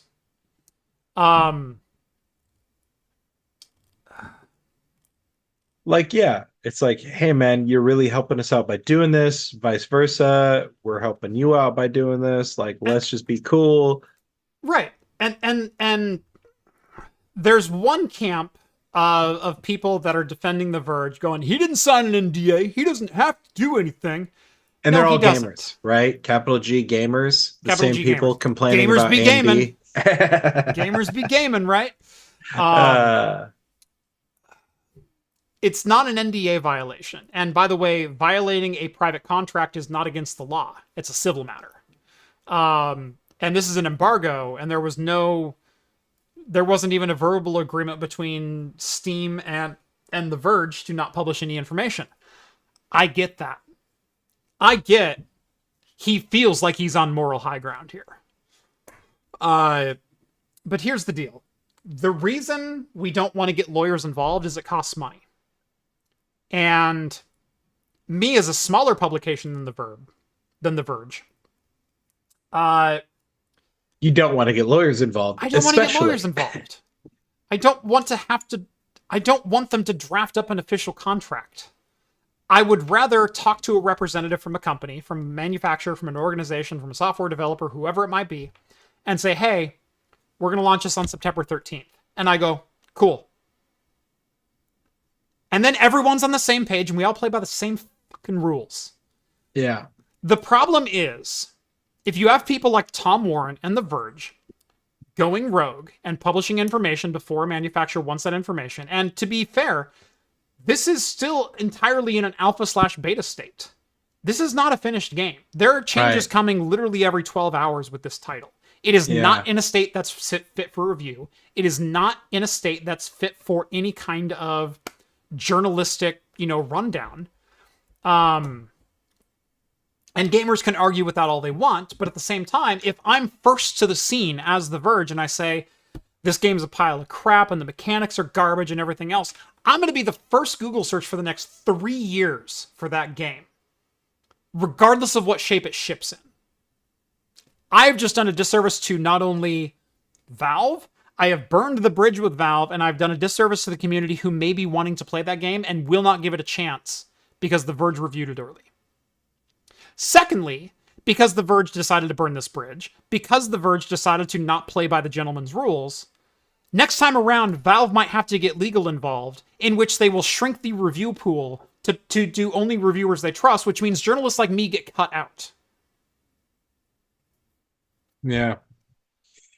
You're Yeah. right. Embargoes are not legally binding, but you're a fucking dick if you don't follow them. You goddamn knew what this was. Yeah. I don't really like, I didn't read the story or whatever. I'm not like super sharp on the details of it all, but it really seems a lot simpler to just be like, heck yeah, bro. Cool. We Gucci. We Gucci. Yeah. And then follow the rules of that Gucci bro agreement, And what do you get by being the first in this instance? You know what I mean? It's like, I don't know, it just makes me think of like all the like comics out there too who are like, hey, like I don't want you to film my set because like I'm workshopping material out here. Like, right. Like you can come see my set. I'll do some bangers for you, but like let me workshop some of the stuff. You get a unique show that no one else will ever see. And then when my material's ready, I'll put it out there for everybody to see. Right. I'll do a special. I'll film it proper. I'll make sure the jokes are dialed. I'll make sure that I'm delivering the exact experience that I know I'm capable of delivering. And it's the same thing with game development. This game is not in a point when it's ready to review, when it's ready for journalistic review and criticism. Yeah, like they took a shot doing like an open beta like that. You know what I mean? Mm-hmm. It's like, and then some asshole goes out and ruins it for everybody else. What do you get by being the first? Hello, they told you it's a beta. It's early access. It's all of these things. You don't have a scoop. And I guess maybe they don't care because they're basing it not on the impact of their story. They're basing it on the number of clicks that they get, which means that late stage capitalism has permeated journalism, which means that journalism is basically horseshit anymore, which we've all been able to see in real time since 2016 anyways. But I don't know, man. Come on. Just like, yeah, it's. I guess you get clicks. I guess you get clicks. You generated how much money in ad revenue? He got these clicks. And some people have come back at me. I had a pretty good discussion with some people on my Discord earlier who disagreed with me, who disagreed with my statement of like, well, there's 23,000 and you banned the them already. I hope so. No, I did not. Yeah, I'm just I had some disagreements with some people on my Discord because I believe this was a dick move. Because the game is not ready. They're not asking for reviews yet. And just because something is journalistically available doesn't mean it's ethically right to review it. Was there a legal obligation to not review it? Absolutely not.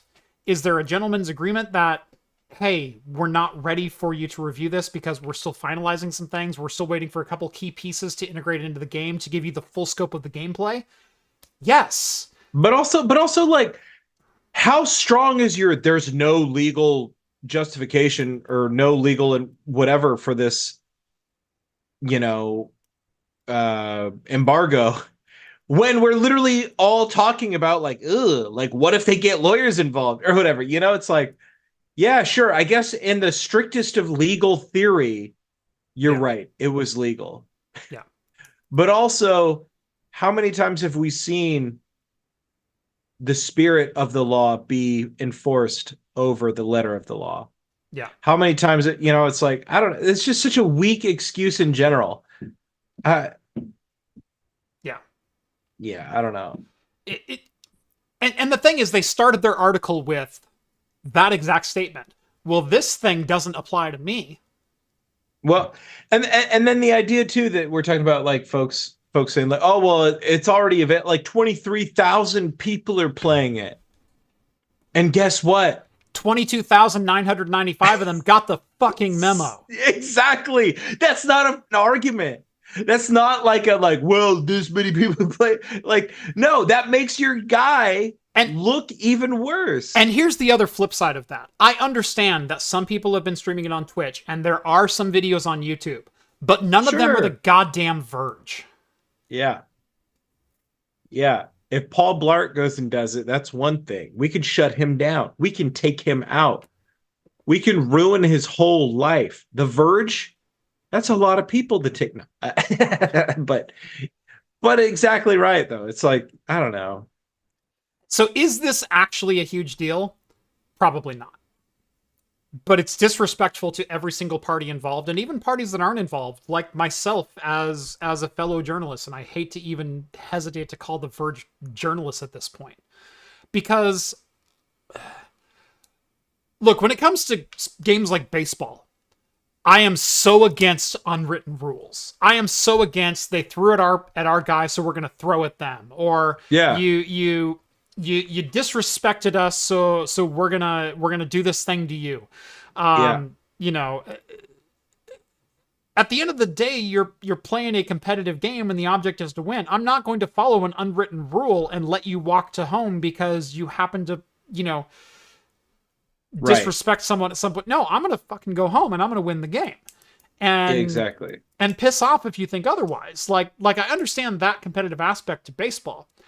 And I hate the unwritten rules of baseball. It's why I don't watch baseball. When it comes to journalism, we're not competing with each other. I mean, we kind of are for clicks, but at the same time, people who are looking for reviews of products are going to read like 7 different reviews. And if mine comes up, fantastic. But as long as I'm one of the 7, I'm okay with that. Like, it's not a competition. And... But people like The Verge make it that way. You know what I mean? It's like The Verge doing what they just did means that in the future, the rules could be more difficult. Legal could get involved. There may be actually drawn up contracts. We won't be getting open alphas and betas for playtesting in the future. It means journalists like me might be cut out because Valve doesn't know me and they don't know if they can trust me yet. So they don't know if I can actually even fulfill that contract and hold my tongue and not talk about things. All because they wanted to go ahead and publish something and go like, well, we got access to it and we didn't have an agreement with Valve, so we can just publish whatever. right. If I get an embargo date for a product, even if I don't sign that embargo date, I'm probably usually going to follow it. Because it's respectful to the other journalists around me. I have launched a couple of things early. I've gotten access to a couple of cases before embargo, but the company didn't even contact me about it. And if that's the case, it's like, yeah, I'm going to just publish this case review. But that situation is so abstractly rare, it really doesn't qualify as an argument either. Yeah. I think that's what it really comes down to, is that how many arguments you have against, the argument here really does come down to edge cases and things like that, where I don't know, man, it's just so much easier. Like, yeah. Anyway, it's a lot that could be said. I mean, it doesn't even take into account the impact it has on the space, where now in newsrooms across the web, they're going to be like, well, The Verge ran with it first, so we got to. So now, you're looking at the next. Now it's an arms race because everyone's The Verge. Yeah, exactly. Well, The Verge ran through it, so we better just do the same thing. They didn't get in trouble, so go ahead and just do it. Go ahead and just run it. And that's, really, like, when I talk about the degradation of the news media in general since 2016, is like, it's even before that, where we really see that you can't trust the things that are running right away or in a certain given amount of time, because it's like, well, if we don't get it out, CNN's going to get it first. If we don't do this, that, whoever's going to get it first. And then they're all just putting out crap. Yeah. Half of which is true. Yep.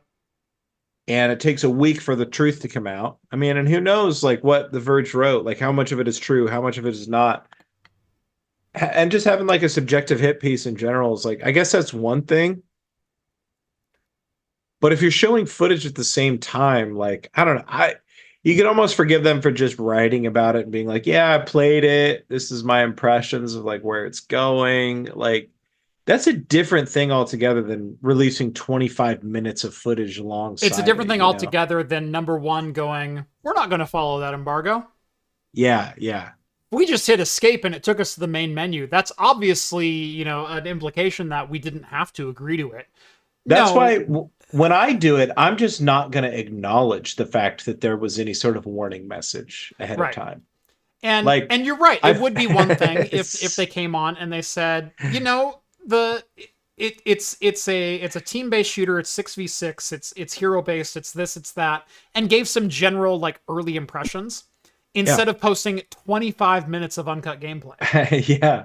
Like there's a difference. A huge difference. Yeah, it's kind of funny how much of like they really shot themselves in the foot in a way. Yeah. I don't know. Maybe that's just me, but I could almost forgive somebody for just giving impressions and kind of describing what they played. That's a whole different beast. You know, they're saying and then they're showing. And yeah, you're right. Yeah. You're absolutely right. It's amazing. This wouldn't be a story if it weren't for that footage. Yeah. Good for the Verge. They always know what to do wrong. Just when I think the Verge can't sink any lower journalistically, they totally redeem themselves. Anyway, got a lot of super chats and things. Yep. Let's see. Don Fox for Sikioro, from Belgium. Oh wow, I can see Craft Computing Podcast Live just came from a TNT where I drunk vodka. Well, excellent. Glad you got to check me live. Yeah, Germany, or Belgium, you're what, 10 hours in front of us? Something like that. So yeah, that would be yeah, you're way up there. And then Cosworth chimes in with $2 more, says, "Go Belgium." Oh, hold on, one sec. Oh, okay. Hold up, your delivery ran away. Come on. Come on. There we go. There we go. Hi, puppy. Ugh. Sorry, I got a puppy for a delivery. Puppy delivery. Puppy delivery. It's the best delivery. Oh, puppy. Oh, puppies. Yes, the best delivery. She's getting huge. Yeah. My little 6-pound girl is now like 20 pounds and growing. Sweet. Yes. Yeah. Right, Stormy. There you go. Well, we have a couple more things to get to. I have a beer package that I need to open. And we've got some Doom news. What do you want to do first, Rhett? I'll put it on you. Let's hit the news, then open some beer. All right, we'll finish with the beer opening then. Cool.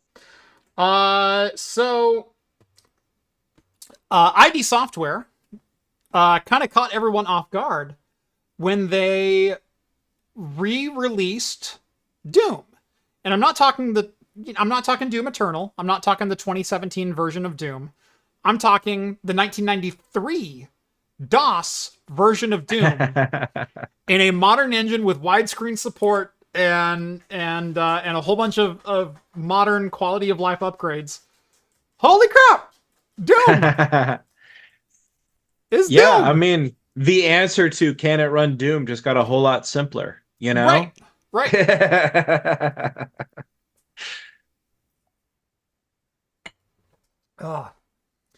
Yeah, so the really fun part is not only did they re-release Doom and Doom 2, Doom 2 also comes with a full new episode.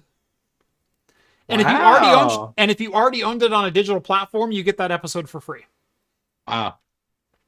So I owned Doom and Doom 2 on both Steam and GOG because I like to support things like that. And so yeah, all of a sudden I just got upgraded to the new release, so I can download Doom Classic or I can download the Doom re-release of 2024. Wow. And just start playing 30 years later. Math. Right. Wow. Now that's all well and cool. That's super cool. But I think we can do better. Gosh, maybe a year and a half ago, there was a mod that came out for GV Doom, or GZ Doom, excuse me, called Voxel Doom, in which a group of people have painstakingly recreated all of Doom's sprite assets in glorious 3D voxel animations. And they look so good. You can walk around these creatures. It replaces the creatures, it replaces the drops, it replaces ammo boxes and torches and all of the different features in Doom with fully 3D animated voxels. And they look amazing. And that's the version of Doom that I've been playing for the last year or so. I keep going back to it, and it's such a blast. It gets better, though, because on top of this new re-release of Doom, there's been an announcement that they are bringing a path-traced version to GZ Doom on top of the voxel version. Wow. Holy crap.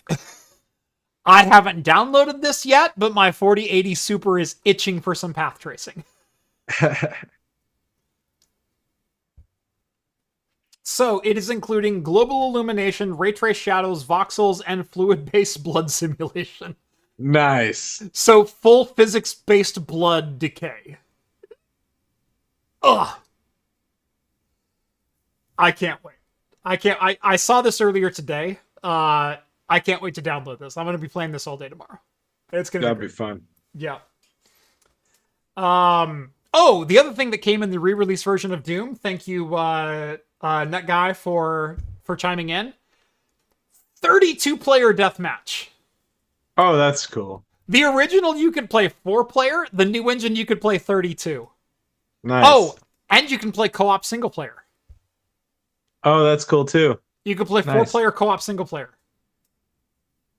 So this is obviously on PC.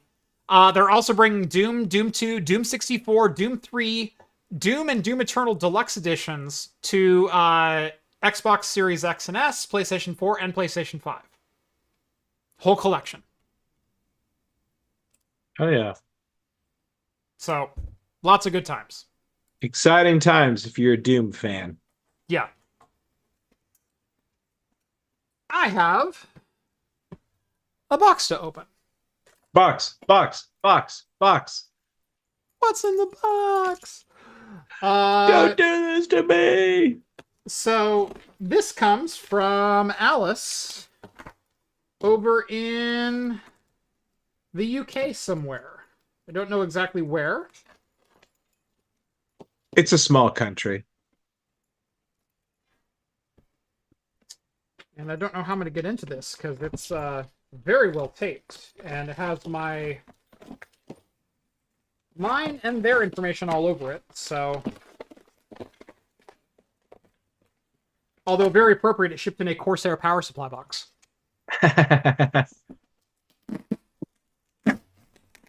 There we go. We'll get a theme on this eventually.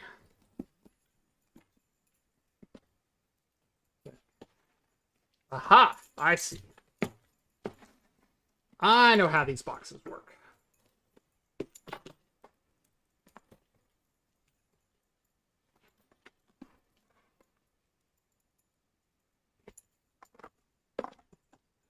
One.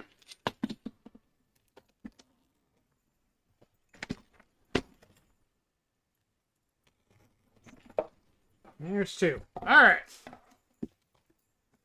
Are we in? We're in. All right. We did it. We did it.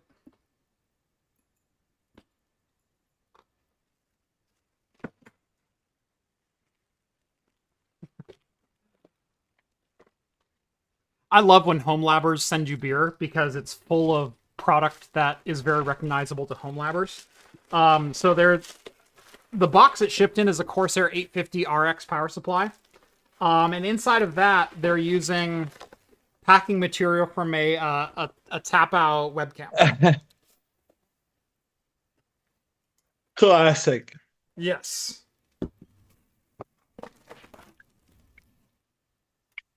In fact, they even left the instruction manual to a TP link inside the box. That's funny. So we've got 2 beers and looks like 2 fruit snacks. I do like fruit snacks. All right. There we go. we've got Ooh, that looks good. Exmoor Gold, the original golden ale. Ooh. Half liter, clocking in at 5%. The original golden single malt ale, a natural, glorious golden color. Its juicy malt aroma has just a hint of vanilla with citric hops. It starts bittersweet in the mouth and finishes dry and intensely hoppy. I will be the judge of that. Exmoor Gold is brewed using traditional methods and the finest ingredients. Excellent. That looks tasty. World do you pronounce that? Exmoor Ales Limited, Old Brewery Road, Golden Hill Brewery, Wivelsicombe? Yeah, Wivelsicombe. Somerset? Yeah, Wivelsicombe. Wivelsicombe. There we go. Yeah. Wivelsicombe. And if they wanted us to say it right, they would have made their name easier. So That's right. It's really on them, honestly. That's right. Yeah, I don't... They can blame apologize. King George for our insolence, okay? I don't apologize for pronouncing foreign names wrong, regardless of the root language. Okay? Especially if that root language originates somewhere from the UK. I love being corrected for having regional dialect. It's one of my favorite things in the world. Like, I'll say Ubuntu. Everyone knows what I mean. It's pronounced Ubuntu because it's the tribe in Africa and it's the Ubuntu tribe. It's like, yeah, but the U in American English says and says Ubuntu or Ubuntu. And so you can regionally pronounce a word and still have it be correct. I don't say the Bundesrepublik von Deutschland. I say Germany because that's the regional pronunciation of Germany. Yeah, but perhaps you should show some respect, okay? Regional language is okay. It's okay to pronounce things different. And one thing I always want to axe people is no, I'm just kidding. I just wanted to say axe. I know you did. I'll say Bergamo. And people go, well, it's a city in Italy and it's technically Bergamo. And it's like, yeah, but I'm not in Italy. Gross. The way they say it is wrong and gross, though. So, yeah, right. Did they ever think about how gross it sounded? Right. How disgusting it was? We all say Paris, even though it's Paris, right? Like, it's okay to pronounce something regionally. It's still accurate. Get off my damn back, you Linux hippies. Oh, I went to Paris to watch the Olympias. Like, bro. Calm down. Yeah. Like I could watch the Olympios on TV, all right? You didn't have to go anywhere, all right? I stayed on the red, white, and blue soil of my forefathers and I watched the Olympics, okay? Yeah. It's just so funny to me what words were okay with regional dialect and what words were like, no. In traditional Polish, they pronounced it this way. It's like, go yourself. Yeah. It's strange. Whenever I order kielbasa, they know what I mean. You know? Right. It's like, hey, this guy gets it. Is it Benoit or Beignet?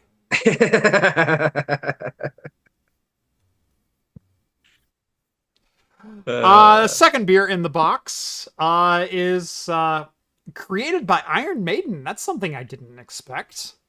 Trooper Ale. Nice. Trooper Original from Cheshire, England, clocking in at 4.7%. And can I just say, that art goes hard. Yeah, I like that. That is like the villain in Captain America, but holding the British flag. Like, that's amazing. I love that. Who is this from, even? Yeah, the pregnancy warning. I got the da-da-da-da-da-da.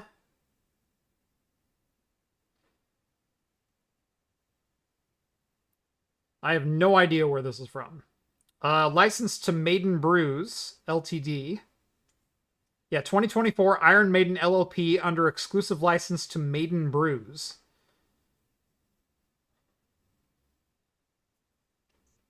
Robinson's Brewery, Lower Hillgate, Stockport. Okay. Was that so hard? Really? Everything is in the UK, Jeff. I know. They're like, it rains over here a lot. And then we got some you ever heard of Ryan? Cadbury Wispa. Ooh, looking forward to that. Dude, you're getting spoiled. I know. All right, I take back all the UK hate. I'm just teasing. Roundtree's Fruit Pastilles? Yes. Pastilles? I do like me some fruit chews. Pastilles. I don't know if that's right. Well, in that's France, how it's I would pastille. That's a pastille, huh? Pastille, right. Pass over the fruit pastille. Yeah. How racist can I get with my accents tonight? Let's find out. Well, I don't care about the French. Nobody does. That's right. Oft Infinity says, speaking of regional dialects, my Polish heritage calling it kabasi because Pittsburgh. I can get behind kabasi. I almost like that. Shabziger says, Benoit, balls. Sterling Archer. Benoit, balls. Classic. So good. Yeah. Don't be the guy that corrects pronunciation. Don't be that guy. I never am. Yeah. I used to be, and then it just occurred to me one day that it was like, you know what? I understand what these people are saying. Right. What's the big deal? Right. We're all there. We all made it. Right. And with the number of like unique Native American, tribe names that we have around here for all different things, it's like, I'm sure we're pronouncing them all wrong. I'm sure we are. But I'm not going to accuse a Brit of saying something incorrectly when they sound it out.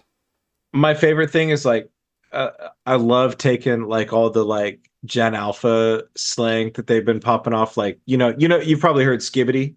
Yeah. Like, of course. I love the word skibbity, but I love saying skibbity. I love saying skibbity. Flip it around on them, right? Yeah, man. They're just like, and it's so funny because some of them think it's funny enough that they just like let it go, but then the other ones, it's like they're in psychic agony. That is our word. I'm like, yo, dude, he's got that OEO Riz, They're like, OEO? No, it's Ohio. Oh, that's good. It's funny, man. It just makes it all more fun. Mm-hmm. It's almost as if language isn't a set construct and evolves depending on who says a certain word in a certain region in a certain context. They never anticipated me saying Gucci, so I'm just going to keep going. Right. Why stop there?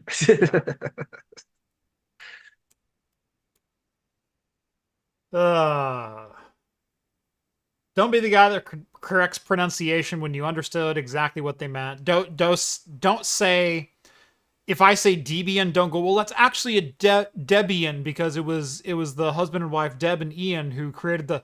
Okay, but you understood what I meant. So can we back the train up a little bit? Yeah, it's kind of like we've all come to accept, no matter what the creator thinks, that they're called GIFs. Right, Jeff? I mean, that's what you're getting at, ultimately. Right, Jeff? I don't like you right now. Guys, I got him cornered. Quick! Bounce on him in chat! I don't like you right now.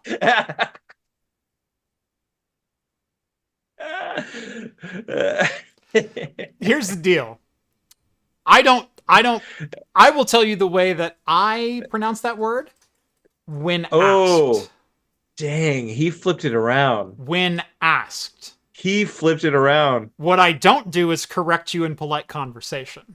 What Guys, I don't do is halt quick. a conversation. He's got us. Well, actually, Rett. Everyone back up quick. Don't do this. He's going Super Saiyan. Yep. Don't test me.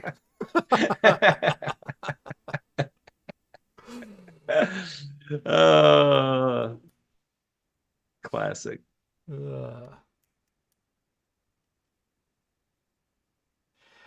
Everyone should know where I stand on that. Yeah.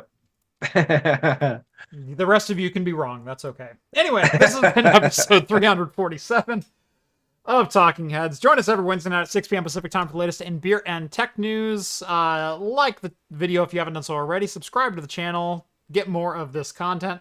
Head on over to craftcomputing.store. We've got pint glasses, coasters, bottle openers, whiskey stones, coffee tumblers, everything you need to start drinking like a pro. And probably next week, rack blank panels in some vanity form or another with funny phrases. I haven't decided yet on what it's going to be. I did have an idea of taking like a Dell PowerEdge server, like an image of a Dell PowerEdge, and engraving like the grill pattern into the front of a panel and saying like for future expansion or reserved for. Oh, there you go. Yeah. That'd be pretty good. Yeah, so if you can't fill your rack with equipment, fill it with a $10, $15 rack panel, and make it look like it's full of like 1U servers and 2U servers. Like that would be fun. And those of you without a rack will have to buy a rack to get these, and then you can just fill a whole rack with just some spacers here. So totally, do your part, guys. That's right. And all of it helps literally keeps lights on around here. That's the fun part about it. Anyway, Rett, anything good to the order before we close? Oh, nothing too good. Guys, check out, my Dungeons & Dragons podcast. We talked about Dungeons & Dragons a lot tonight. I'm over at dndpodcast.org. You can follow the other stuff I'm doing at rettisawesome.com. If anybody happens to be in the greater Salem area on Friday night, needs something to do, I'm going to be playing some solo guitar down at the Infinity Room Friday night in Salem. Show starts at like 8 o'clock or something like that. Should be a good time. Support my friend's CD release party. Nice. Otherwise, I'll be here in another 2 weeks. Living large. Actually, you will not be here in another 2 weeks. I will be in Nova Scotia in 2 weeks, and that show date and time is to be determined. It'll be sometime that week, but it might be a little funky. As will the week immediately following that. Because that will be our 350th show. Woohoo! And so we're trying to see if we can find a venue or a place to do that. Does the 4th make sense? Does the 6th make more sense? Like, that's up in the air. We'll be putting those pieces together here in the next week or two. So, heck yeah, looking forward to it. Yep, should be a lot of fun. Anyway, thank you all so much for watching. And as always, we'll see you in the next video. Hold on, here, pups. Get her. Get her. Come here, you. She's getting way too big for this already. And she's like a 1/5 of her final size. Should be fun. Yeah. Say bye, everyone.